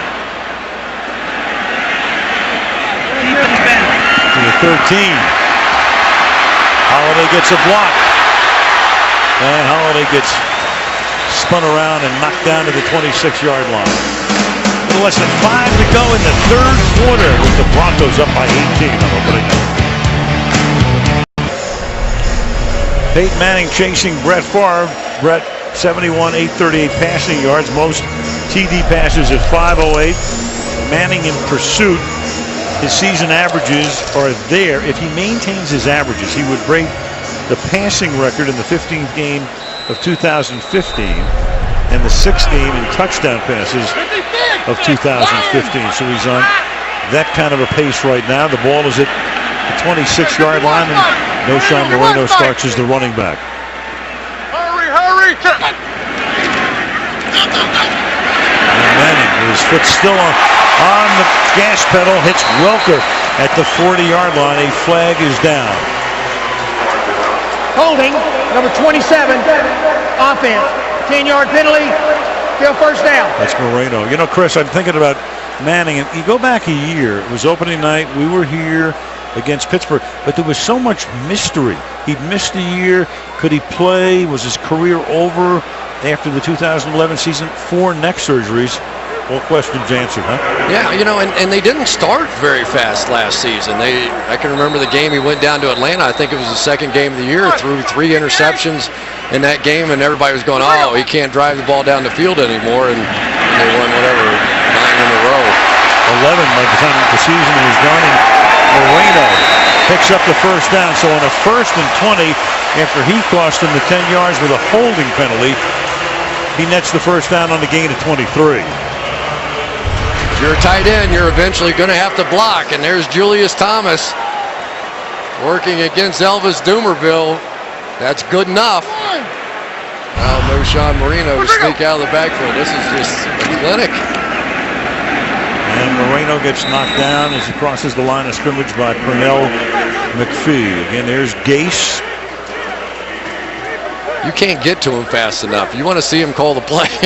You're going to have to leave a little camera in the corner of your screen there, because he is calling those plays as fast as that microphone turns on. Right. Sometimes you jump the gun a little bit. And Manning will step away, but not very far, as Chris Canty, former Giant, is able to run him down. Well, they are really excited about the play of Chris Canty. We were talking to Terrell Suggs about him last night. And he said, I know everybody's talking about Elvis Duberville, but Chris Canty now, healthy and back from that knee, is a guy that they have to slide their line towards him. So they can't constantly be sliding the line back toward me. That time he beat Zane Beatles, who went to the Pro Bowl a season ago. 3rd and 14 from the 35-yard line. Hurry! And Manning running away, throwing on the run, and it's incomplete. Welker had actually gotten position and had gotten behind Webb, but the pass behind both of them, and it's 4th down. And I tell you, it has helped. Ladarius Webb kind of lost track of the ball, but once they've moved Ladarius Webb over to Wes Welker, at least it hasn't been quite as brutal. Here he's able to stay, he's turning around like a Welker just going the other way. And Webb back to return the kick.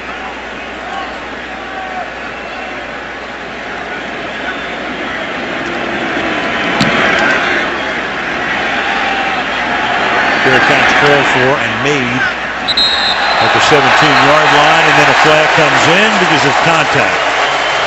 And then a little bad blood at this particular point in the game. Jimmy Smith was involved. I think he's the guy who's going to wind up with the penalty call.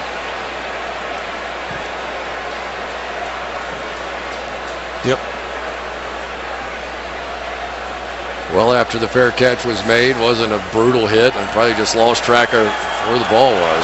After the play is over, I don't think he personal lost track. foul, number 22 of the return team. At the distance to the goal, 1st down. You know, it's at a moment like that you wonder, what would Ray Lewis have to say on the sideline? There's going to have to be people that fills that role for the Ravens. This is a team that cannot beat themselves. They're not that good. They're going to have to play smarter this year and not lead the league in penalties again. 6 total yards in the first 12 minutes of the second half. And of course, the Broncos with 3 touchdowns.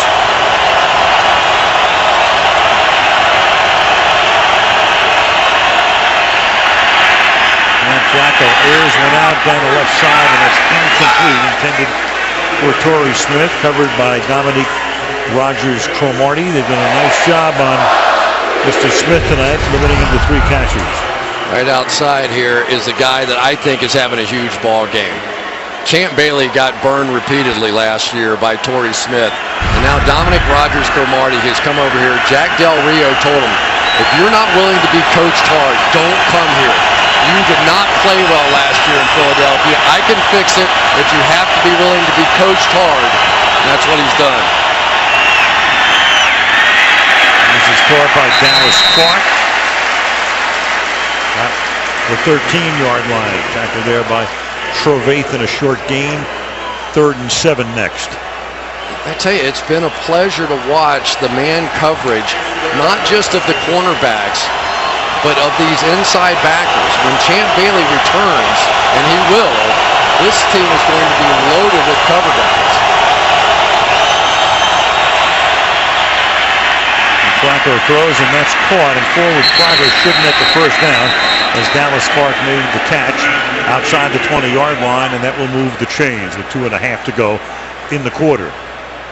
Dallas Clark needed that one. Did a good job that time working against Wesley Woodyard. Comes back to the ball really the only thing that saved you. You see some of the infighting in there, and you get those tight ends on linebackers. You saw the little undercut and the push off, and that's all good and love in the world. Ravens' first down of the half.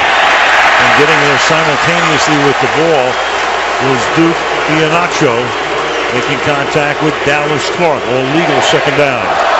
This Duke Iheanacho flashes. When you put on the tape of him, he will come out of nowhere fast, and he keeps coming up and making big plays around the line of scrimmage. You think of guys like John Lynch over the years that could start 15 yards off the ball and end up making a play on the other side of the line of scrimmage. Took the job away from Mike Adams. Strong safety spot, second down and 10. And the pass is incomplete, intended for Marlon Brown, who had to swing around. Covered there by Tony Carter, third down. Well, one of the things that they wanted to do this year that they did not do last year was bang these receivers a little bit coming off the ball, not give them the free release. Last year, they let Torrey Smith just get a free release, and he tore him up. That time, Marlon Brown unable to hang on, but they're trying to be more physical with the Ravens receivers this year. Carter at 5'9", doing a nice job on the 6'5" Brown. Carter just walked off the field, slightly shaken, third and 10.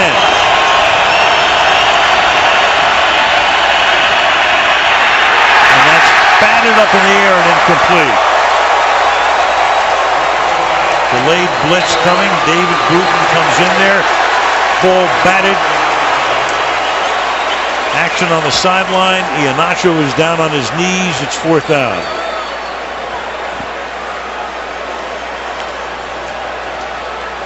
All kinds of stuff going on that one.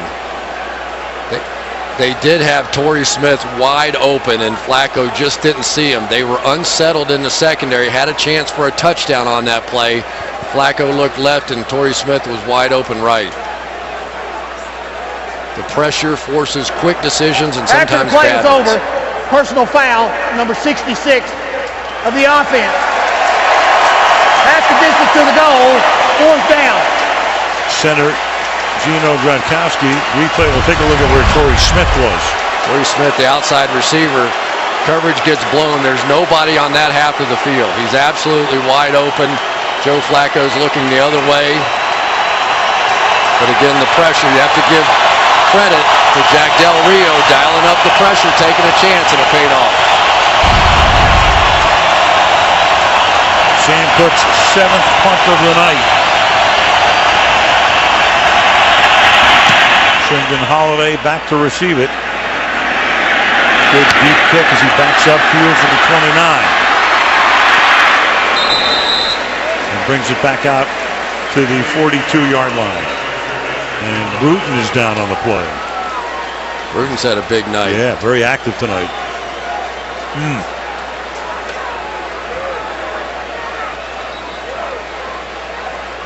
Blocked a Cook punt earlier, setting up a touchdown, but now he's the man who needs the staff's attention.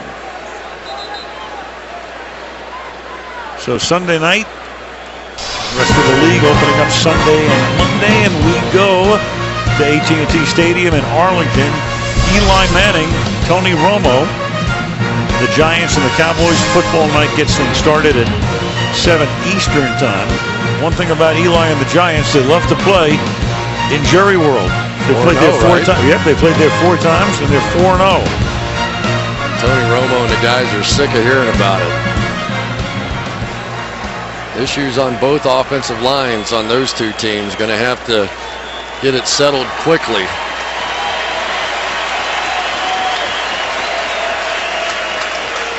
And the Ravens need to get a few things settled quickly. Whether Jacoby Jones and whether he can come back in short order. Home opener against Cleveland in Baltimore a week from Sunday. Looks like James Ihedebo chopped his knee out. Opening night is always the toughest night, Al. It really is. You're exhausted. In preseason, you never play more than maybe 2.5 quarters at the most, and then you're out here and it's a no huddle offense going both ways. It's a hot night.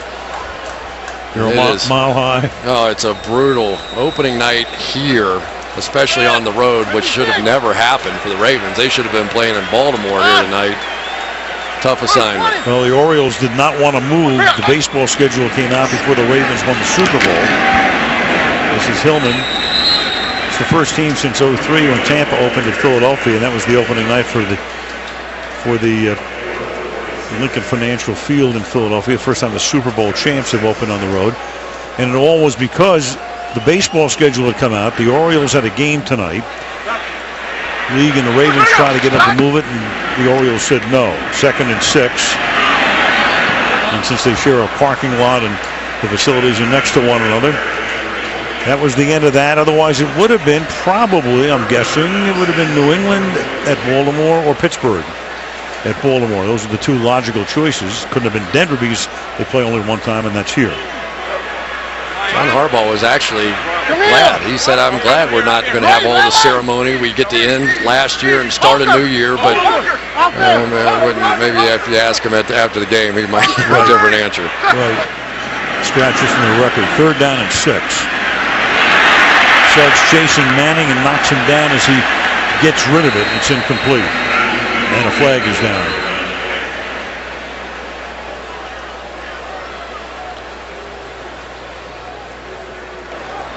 Holding, number 74, offense. That penalty's declined. 4th down. It's Orlando Franklin. So with a minute to go in the 3rd quarter, a change of possession upcoming, but Denver has owned the period. But I will say this, Baltimore with back-to-back stops. Now it's up to the offense. Now Joe Flacco has to get something going here. There's no doubt that this is a team in transition. They are maybe now geared around their quarterback more than they've ever been, and so now it's up to him in that leadership role to get it going. There's still plenty of time here. They really need a big special teams play. That would help. Webb is back there. And he will call for and make the fair catch at the 12-yard line. Broncos with the defense and the changes in the last 2 years, 30 sacks from Von Miller, 18 and a half of them coming last year, 20 and a half with 11 of those last year from Elvis Dumervil, now in Baltimore. So 42 and a half for the rest of the team over 2 years. But so far so good tonight. Some shaky stuff in the first half, but they look good here in the second. Trying to keep it going against the Ravens, trying to get back into the game with a minute to play in the period. And underneath, the pass goes to Marlon Brown, and the 6'5" Brown takes the ball out to the 35-yard line for a first down. Well, now they finally get a little something going. When you get linebackers that like to chase tight ends and bang them around a little bit, sometimes you can catch them with those underneath routes. That time's exactly what happened. Looked like Woodyard trying to hit Dallas Clark, and the other guy went right by him. Number 34 going deep and incomplete.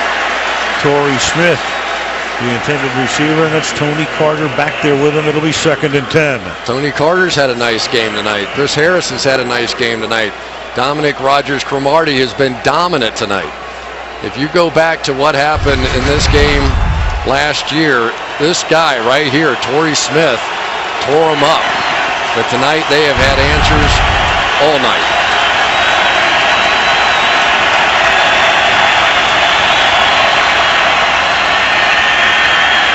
And Flacco, deep downfield but incomplete. Brandon Stokely trying to get free but couldn't. 3rd down. Well, basically now Joe Flacco only has 3 wide receivers to deal with, and I tell you, Brandon Stokely looked tired on that one. He got a step behind and just was unable to hit that extra gear. But it's Torrey Smith, it's Brandon Stokely, and it's Marlon Brown right now, and that's it. And they're trying to go no huddle, and I'm sure they're wearing that. 37 years old is Stokely. Now Ohio will get tired. 3rd and 10. Sack. Joe Flacco with a pocket collapsing. Sean Phillips and Wesley Woodyard.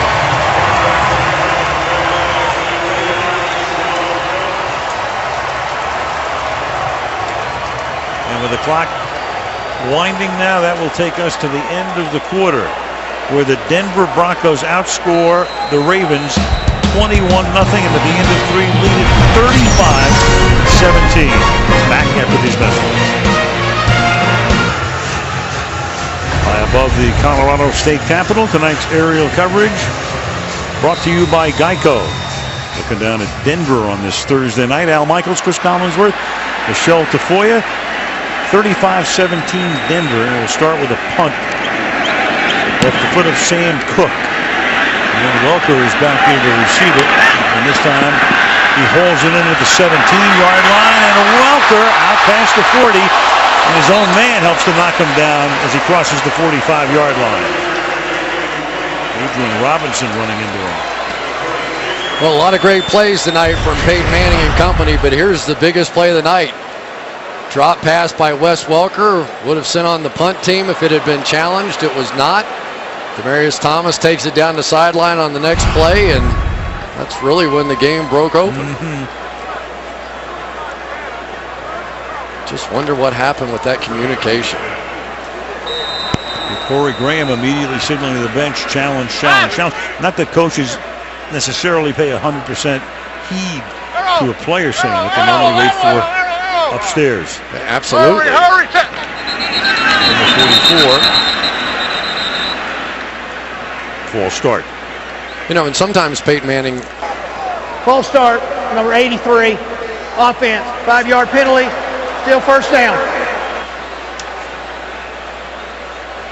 Wes Welker's been in the news a lot tonight, hasn't he? You know, sometimes the no huddle and the pace of Peyton Manning, you don't get a chance to see what happened on the replay, but on that one, there clearly was time. There was an opportunity. Right. Pistol, 1st and 15. Hurry. And to the outside to Welker again. Does his thing, it hit a ball.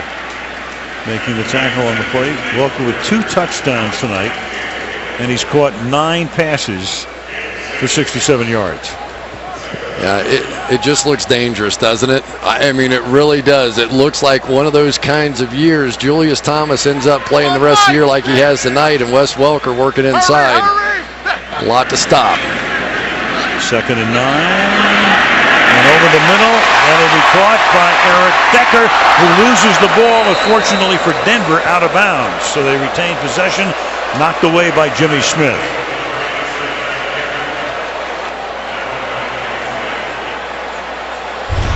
Well, the big guy Orlando Franklin on the outside working against Elvis Dumerville, who tries to go low. A little souflex from wrestling or something. But Eric Decker got away with one. Sometimes the ball just bounces the right way for you. Hurry. And Manning going for 6 more for Welker, and it's incomplete. Covered on the play by Lardarius Webb. You know, you look at these receivers, and you got Welker now out of the slot. Decker and Demaryius Thomas, you know, are very good. Each over 1,000 last year. You got the tight end, Julius Thomas. You know, you kind of almost in a way with the receivers. You go back to the days of the 3 amigos. Ricky Nattiel, Vance Johnson, and Mark Jackson with Elway in the 80s. Ladarius Webb is completely gassed out there. And now he's coming on the blitz. Or was. Webb at the end of that play was back in the back of the end zone, and you could almost see him go, oh, I've got to run all the way back up there and do this again. Dean Pease was telling me that he learned his lesson about trying to play man coverage. Number 65, offense, 5-yard penalty, still first down. Luis Vasquez.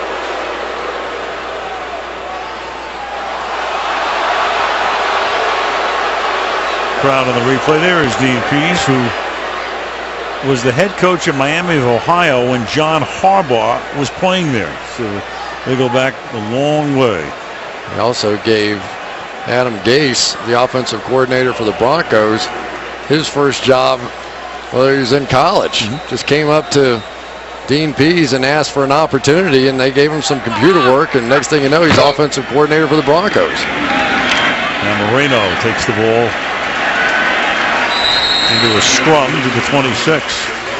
Hey, look at the two head coaches here. There's Gase, the offensive coordinator, whose father-in-law is Joe Vitt, the assistant head coach to Sean Payton in New Orleans, and last year was the interim head coach. So good football background for Adam. And working now on John Fox's staff. And the last two coordinators, the head coaching jobs. 3rd and 9.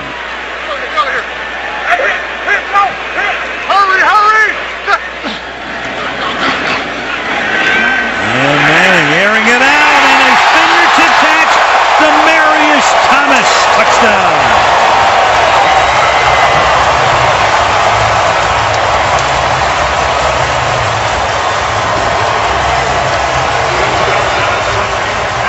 Well, we talked about it earlier. You beat them up on the inside, and then your outside guys get a chance. There's no help whatsoever. Beautiful release off the line of scrimmage. Went up to Demaryius before the game, and I said, tell me, is Peyton throwing it harder and better than he did last year? He said, no doubt about it. And he said the deep ball is the great teller, and he has been throwing them great. 6 touchdown passes for Manning tonight, tying a career high. 04, he threw a 6 against Detroit, we referred to earlier. Prater for the extra point. What a night for Peyton. What a night for the Broncos, who actually trailed by 3 at the half.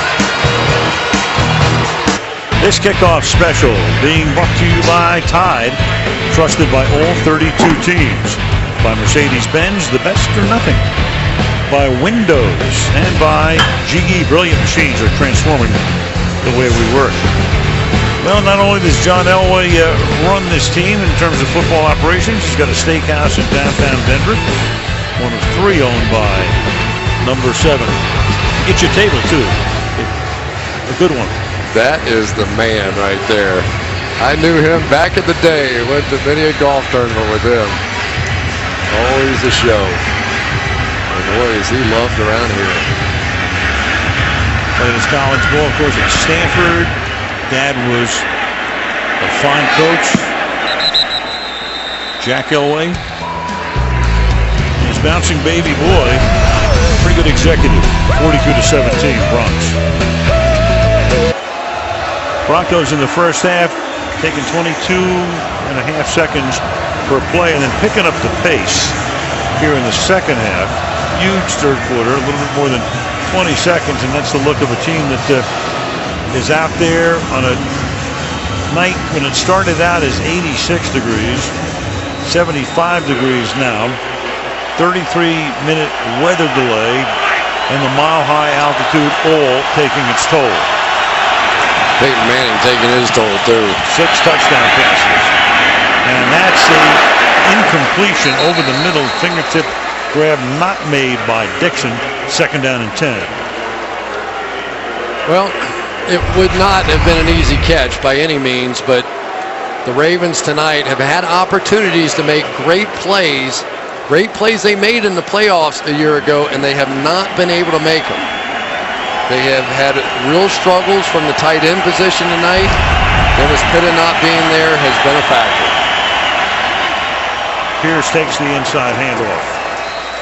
And defensively now, you've got to think this Ravens defense is going, guys, at least 1 first down. Will you give me 1 first down so I can get a little Gatorade over here so Peyton can't do that 20-second thing on us again. They are exhausted. I played in the no-huddle offense with Sam White in Cincinnati.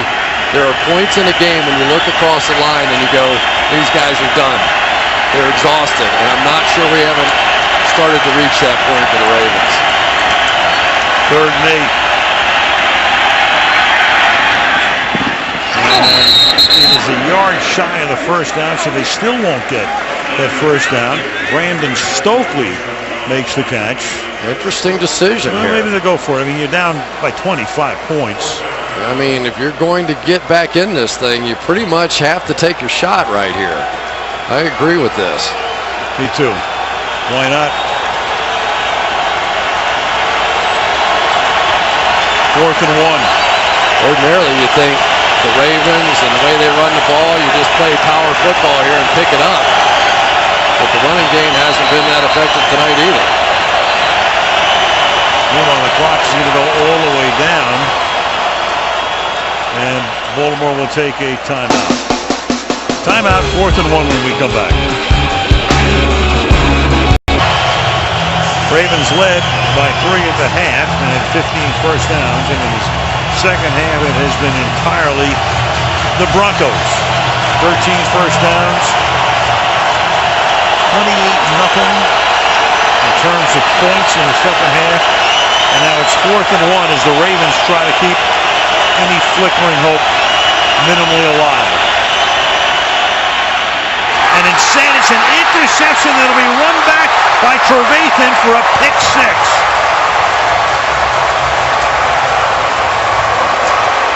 One of the most difficult backs that there is to cover in the NFL. Trevathan had no problem. Did he drop the ball before he crossed the goal line? Oh my goodness, they're saying touchback. Right now. Yeah, look at this. Look at this. If he drops it, and he does, and it goes out of the back of the end zone, it's going to be a touchback. The ball went out of the back of the end zone. It is a touchback. Oh. First down, Baltimore. You would swear that everybody would learn by now. You've seen this so much in the NFL and college. Guys are celebrating beforehand. And meanwhile, on top of it, you got Wesley Woodyard, who's down at the goal line. And a little assistance from the longtime trainer, the Greek, Steve Antonopoulos. Well, right here, we've got Rice, and I mean, no problem. I talked about the coverage ability of these linebackers earlier in the game, and they have to really hope that this isn't, forget the touchdown at this point. Wesley Woodyard is the heart and soul of this defense. They have to hope he's okay. That's not even close. Yeah. That ball is way out. And then it goes out of the back of the end zone as well. And so much for that pick 6. And I think Wesley Woodyard was hurt going for the ball. So the mistake amplified.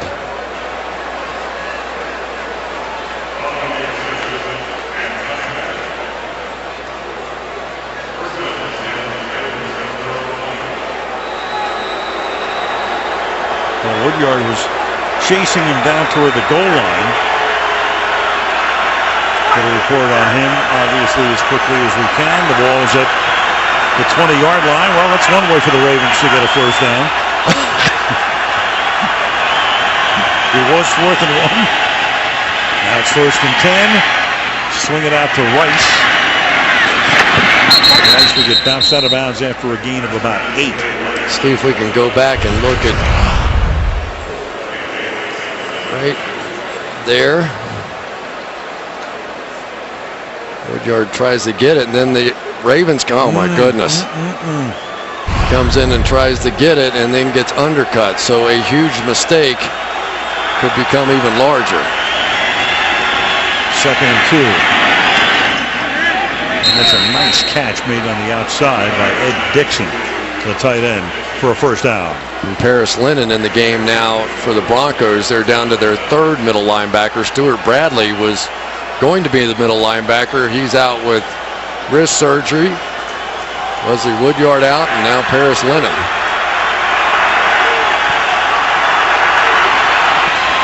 Lennon, 12 years in the league, several teams. That's caught. And Clark will take the ball and then lose the ball as he gets to the 31-yard line. Flag is down. Orange shirts all over the place. And a penalty marker is down back at the 32-yard line. So Clark coughs it up again after a big gain. Webster comes up with it.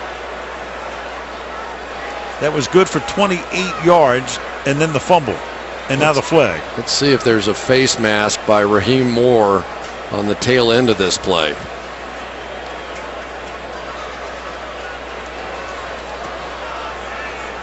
Here he comes.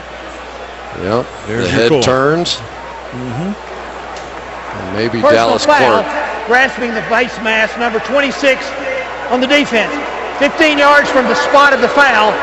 First down. So finally something goes right for Dallas Clark tonight. And the Ravens. I tell you, they're going after Paris Lennon too. That's 2 in a row. They've gone right after him in the middle. So you take an outstanding cover linebacker out of the game. This is getting a little bit strange now. Still an opportunity, plenty of time. Over 11 to go. Trevathan is back in there from the 17. Over the middle, Rice will get dragged down from behind at the 13-yard line by Nate Irving. Second down. So now Joe Flacco goes into his version of the no huddle here as well. But with only 3 wide receivers out there, you really have an issue. I mean, as much as you want to hustle and play hard, it's hard. It really is. And there's no relief in sight. 51st pass of the night from Flacco is caught by Marlon Brown, but a flag is down. For the moment, he's into the end zone, but another penalty. I think it's offsides, though, on the Broncos pre-snap. Offside, defense. That penalty's declined. Touchdown. So it was going to be 49-17. And now all of a sudden, we're an extra point away from 42-24. Marlon Brown, one of the few times that the Ravens receivers have won the one-on-one battles tonight, takes advantage. And here's the mistake. I mean, it just can't get any sillier than that. Nope. That would have been a 32-point lead with 11 minutes to go. I'm telling you, if I were a head coach in the National Football League, I'd say, listen, guys, your job, it's not your football, it's our football. You go and hand the ball to an official. It's just ridiculous to make that kind of mistake. Barry Sanders sent everybody a letter. Act like you've been there before. Extra point is good by Tucker, and it's 42-24. Ravens still alive. Beginning this Monday right here on NBC, Ryan Seacrest hosting the 1,000,000-second quiz. You can win the biggest prize in game show history. Premiering Monday night, 8 Eastern and Pacific. The shot we went to break with Jack Del Rio. Really getting on Trevathan, who had salted the game away and then drops the ball at the 1-yard line. Next thing you know, the Ravens go 80 yards and at least are still alive.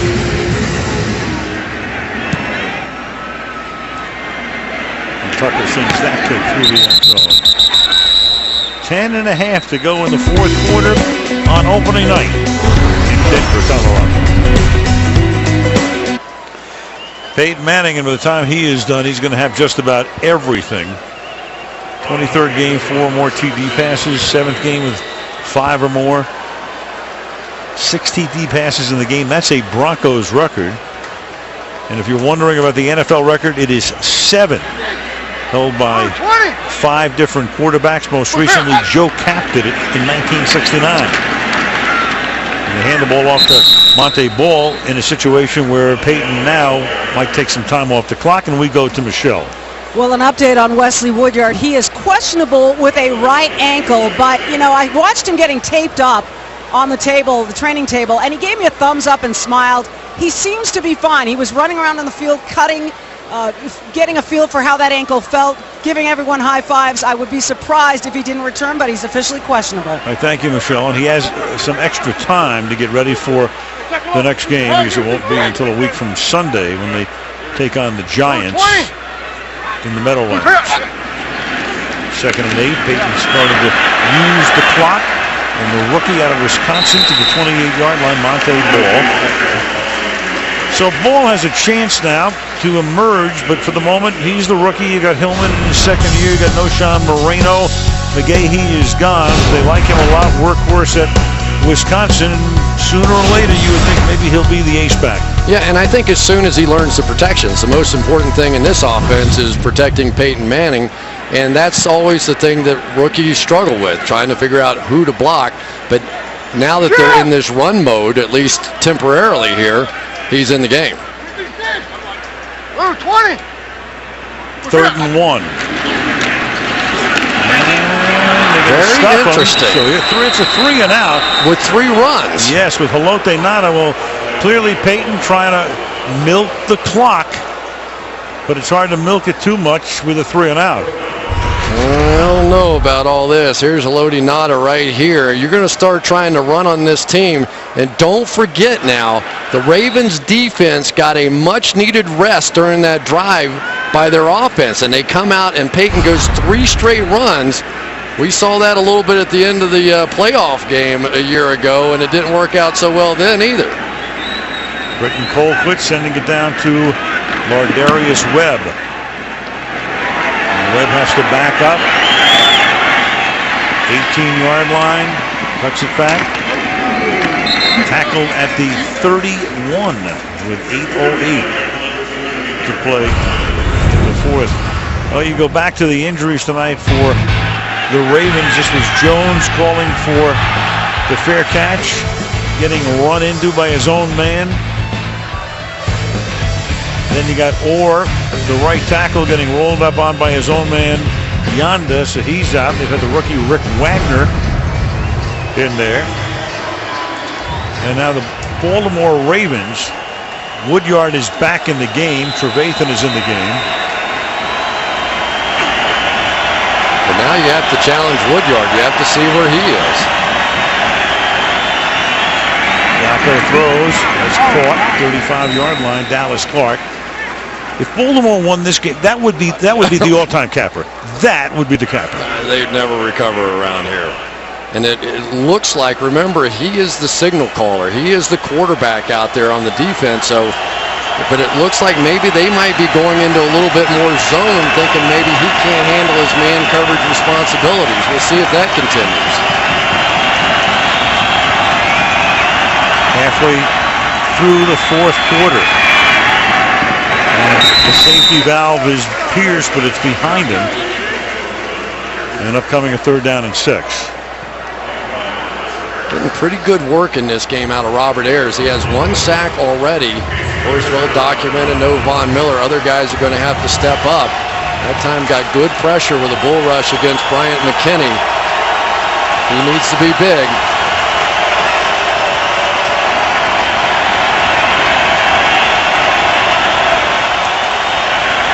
Flacco airing it out, going deep, and it's one-handed and caught by Torrey Smith on a big 3rd down conversion all the way down to the Denver 29-yard line, 34 yards over Tony Carter on Flacco's 54th pass of the game. I tell you, I thought this was pass interference. See if, Carter gets his hand in there before that ball ever arrives. That should have been pass interference anyway, but a tremendous catch by Torrey Smith with 1 hand.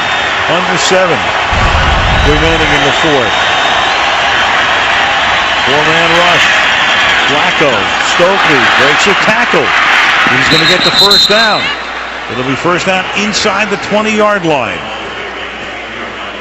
Well, all of a sudden now it's starting to work the other way as they work inside on the Broncos linebackers. This has taken a really interesting twist here, Al. We're 1 touchdown away from it being a 1-touchdown game. It looked like it was way over. 6.5 remaining.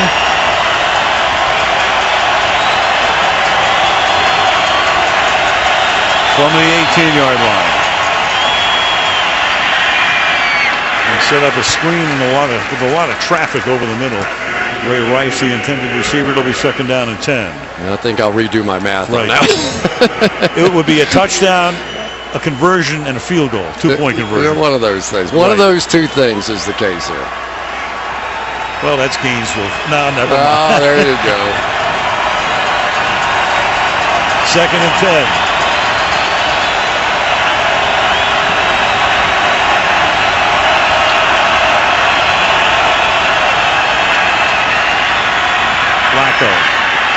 sideline. And nobody home there. Ray Rice down the sideline, but the pass is incomplete. It'll be 3rd down and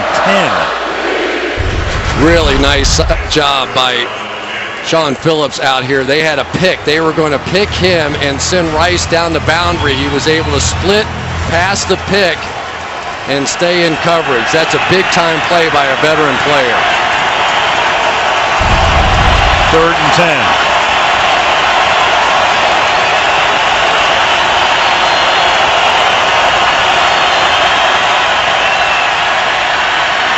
Flacco is flushed on the run.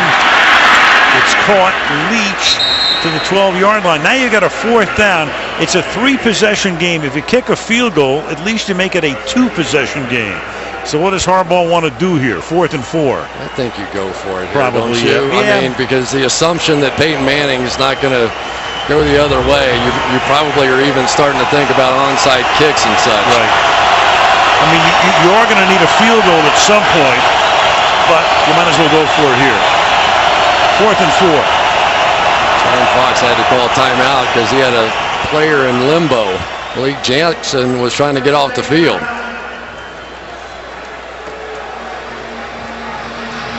And really, that was an opportunity. If Flacco could have somehow snapped that ball, he would have had him off sides and had his 1st down. Right.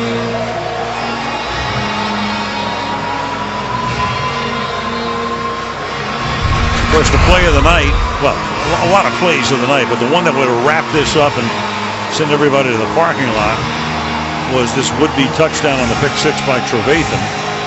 Dropping the ball, bounces out of the end zone. Would have been a 32-point lead. Ravens get it at the 20, go 80 yards, have it back now in an 18-point game, trying to make it an 11-point game. And now the field goal unit's going to come. So it's interesting. Denver took the timeout, and maybe, I don't know, Harbaugh is going through. You go through the math. You need 2 touchdowns and a field goal, and a 2-point conversion thrown in to tie the game. So you're going to need a field goal at some point anyway, and he figures, okay, maybe here. Yeah, well, maybe he's saying I'm going to have to recover 2 onside kicks to win the thing anyway, so why not? Yep. You can see both sides of this. 30-yard attempt is good. So now it is a 15-point game with 5:29 remaining in the 4th. We will be going to North Texas on Sunday night. The Giants against the Dallas Cowboys, America's game of the week. Carrie Underwood will get us started. Football Night in America will get underway at 7 Eastern time. The way they finished last year in the East, Washington at the end winning it. Final night of the season, knocking off Dallas. Well, you know, we've done a lot of Giants-Dallas games through the years, and it's always great. I mean, the Giants and the Cowboys, it just sings as a rivalry, and, well, we'll see if Dallas can finally knock them off at home. A lot of optimism in Dallas. They've been singing a good tune down there, feeling like they've got something going, so no better way to find out than against the New York Giants. Should have, we understand, about 100,000 people on hand at the newly named AT&T Stadium, which is, of course, the most magnificent place I've seen. It's incredible. In the world. It really is. It's going to be a little warm down there too. I know Michelle Tafoya is looking forward to that. Oh yeah. Hans team is out, anticipating the onside kick here off the foot of Tucker. I tell you, I always thought, well, now they've got them lined up, but you have to get spread. That's the new rule. You can't just maul over somebody. And the Kangaroo hop it. Nope, he's going to kick it off normally. And what they really look for right now, obviously, is another fast 3 and out. Get it back, and then you go for the onside kick if you're able to score. That's interesting to me because they're down to 2 timeouts. So it's almost the case now where first down ends it. I don't know. Yeah, it's a couple of first downs would end it. Yeah, I mean, not end it, but I don't know. It'd be interesting to see if Peyton Manning decides to run it 3 straight times again.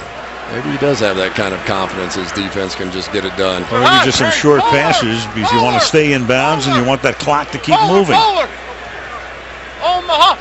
Oh, what are we? Whoa. First down, yeah. You had Monte Ball And that almost resulted in a little bit of a disaster, and the crowd doesn't like the play calling here. I'm not so sure Monte Ball didn't go to the wrong side of Peyton Manning, and he kind of had to quickly shuffle around there, and that was almost a disaster. Monte Ball at least had the presence of mind to slow down and wait for that handoff.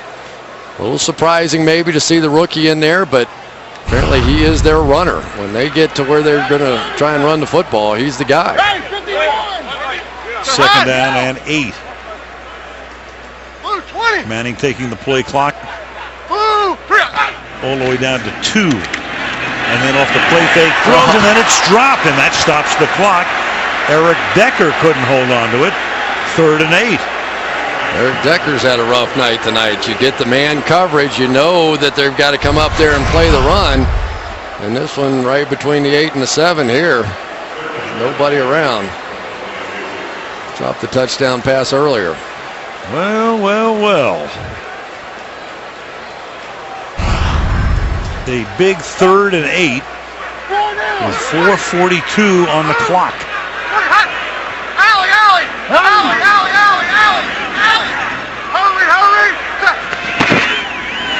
Pick up the blitz, flag is thrown. There's your first down and a lot more for Demaryius Thomas. He'll go all the way to the end zone, but a penalty marker at the onset of the play.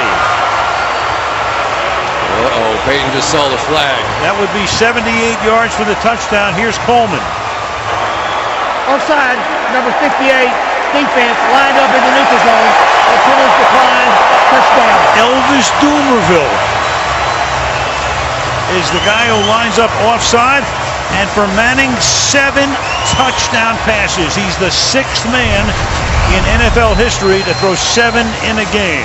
There's Dumerville right there with his hand over the red line. That is offsides, and that is basically the same touchdown pass that Peyton Manning threw to Demaryius Thomas last year in the opener. Went about 80 yards with that one.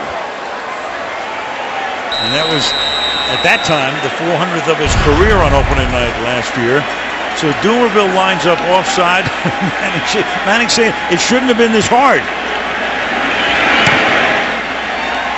And the kick is good. 49-27. Joe Kapp, the last to throw 7 in a game back in '69. There it is, the great Sid Luckman in 43. Adrian Burke for the Philadelphia in 54. The Hall of Famer George Blanda in 61. The great Y.A. Tittle for the Giants in 62. Joe Kapp for the Vikings against the Baltimore Colts in 69. And tonight, Peyton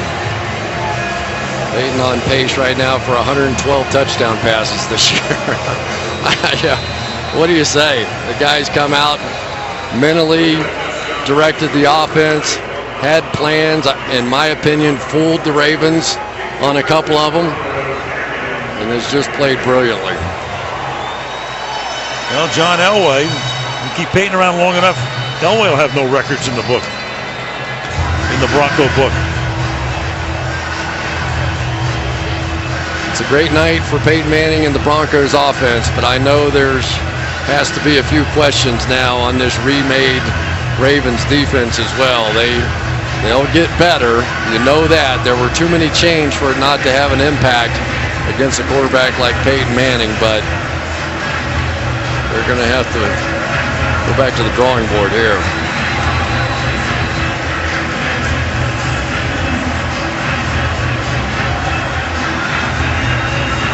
Thomas has caught Julius 2 touchdown passes tonight. Demaryius 2. Walker 2. Caldwell 1. So let's roll them for you. Here are the Magnificent 7. Started early. Julius Thomas maybe a wee bit of a surprise, but probably not after the way that he played in the preseason. They knew what he could do. Probably number 4 on your list is Andre Caldwell. He got 1. Wes Welker, atoning for an earlier mistake, got 2 in a row. And it was Demaryius Thomas's turn for a couple. One guy really not having a night tonight is Eric Decker. And Flacco will go to work now from the 20-yard line. And Rice makes the catch for a gain of 6. But if they didn't convert on that third down, it would have been very interesting. Yes, it would have, but he did, and it's not.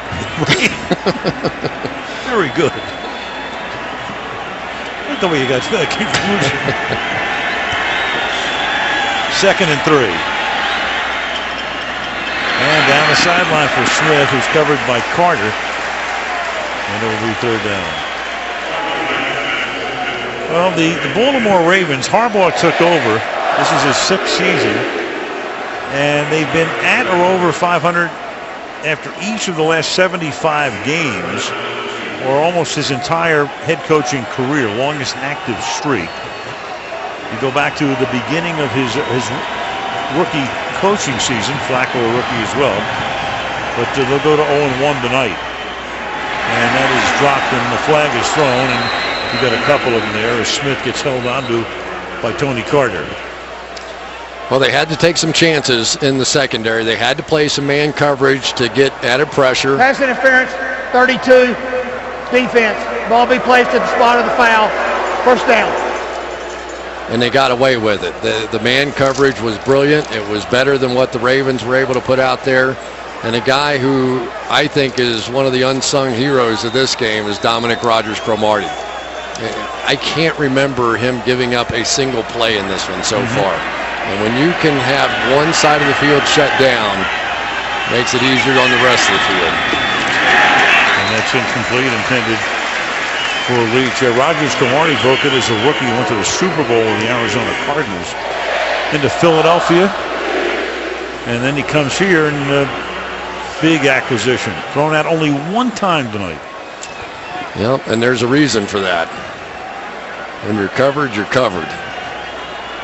When you start now thinking about pairing him with Champ Bailey and having the likes of Chris Harris and Tony Carter coming off the bench, it gets a little crazy. 2nd and 10. And Rice will take it to the 27-yard line. You know, this was a very, very good defense. You know, a season ago ranked number 2 in the league, and in reality, when you're talking about yards per play, because they had to defend so many more plays because of the no-huddle offense on the other side, it was the number 1 offense in the NFL, and they have picked right up even without Von Miller.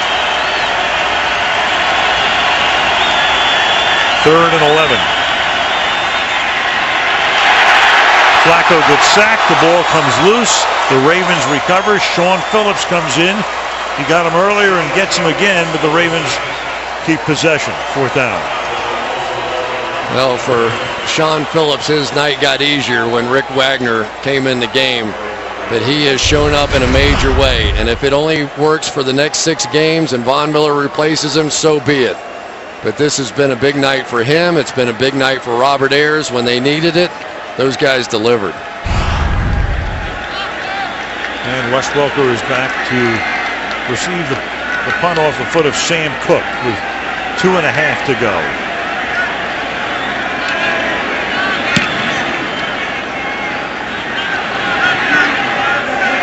And Welker holds in the fair catch at the 17-yard line. So the Broncos opening on this Thursday night. Don't play again until a week from Sunday at the Giants. Oakland comes in here, then Philadelphia comes in here. They go to Dallas. You got Jacksonville. So not a bad early season schedule. I mean, every coach will say every game is tough and all that, but when you get Oakland, Philadelphia, and Jacksonville at the beginning of the season, hello. How do you think the AFC West is feeling right now after watching this? Right. At least a year ago, you go, Peyton's got the bad neck, maybe he can't make it, and they're going to bring him back out there. I'll bet you for one play and let him leave the field and get a little ovation.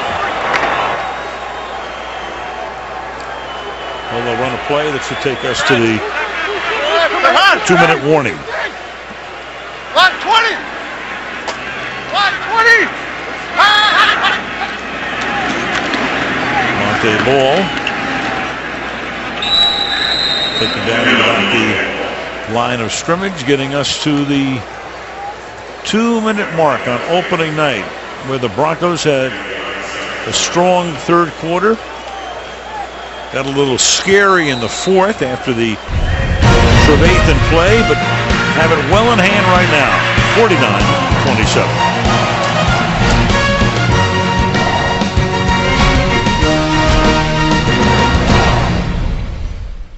To interview with Michelle after the game. That's the goal when you play on NBC Sunday Night Football. You hope Michelle's talking to you. That means you've won. Now Peyton saying that on Tuesday at the team facility, and Michelle's already gargling, getting ready for what will be the Peyton Manning interview at the end of the game. Like a dream come true. Second down and 9. And right up the middle goes Monte Ball. Pushy shovey. Nice job by these guys up front, too. We talked about it a little bit, but the idea of bringing Luis Vasquez in, Manny Ramirez working at the center position, Zane Beadles, and Ryan Clady, Pro Bowlers on the left side. Orlando Franklin did a nice job on the right side. You keep Peyton Manning clean, he's going to do some damage.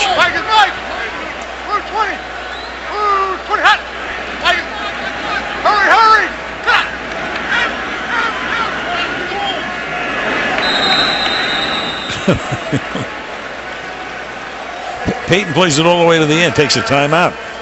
He wants another touchdown pass, break that record. Something happened there. That was a little strange. Got him. Yeah.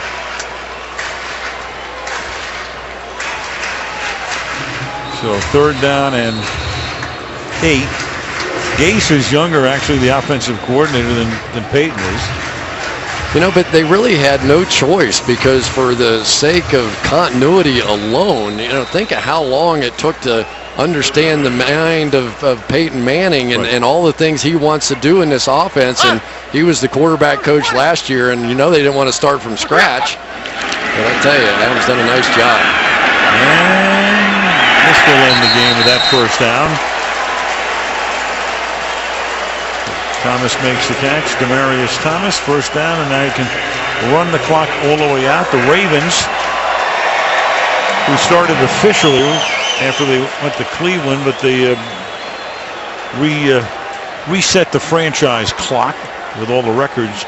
So it begins in '96 with 49 points allowed being the most in Ravens history. So not the way you expect the defending champs, the reigning champs, to open up. But then again, you run into Peyton Manning, you run into the Denver Broncos. They're down by 3 at the half and wind up winning the game 49-27. Impressive, and for John Fox, maybe a chance to exhale after all the tough memories of that playoff game the entire offseason, and big questions, a lot of pressure on him to succeed this season. Get off to a great start. 49-27 is our final score from the Mile High City. The Wendy's post-game report coming right up for you.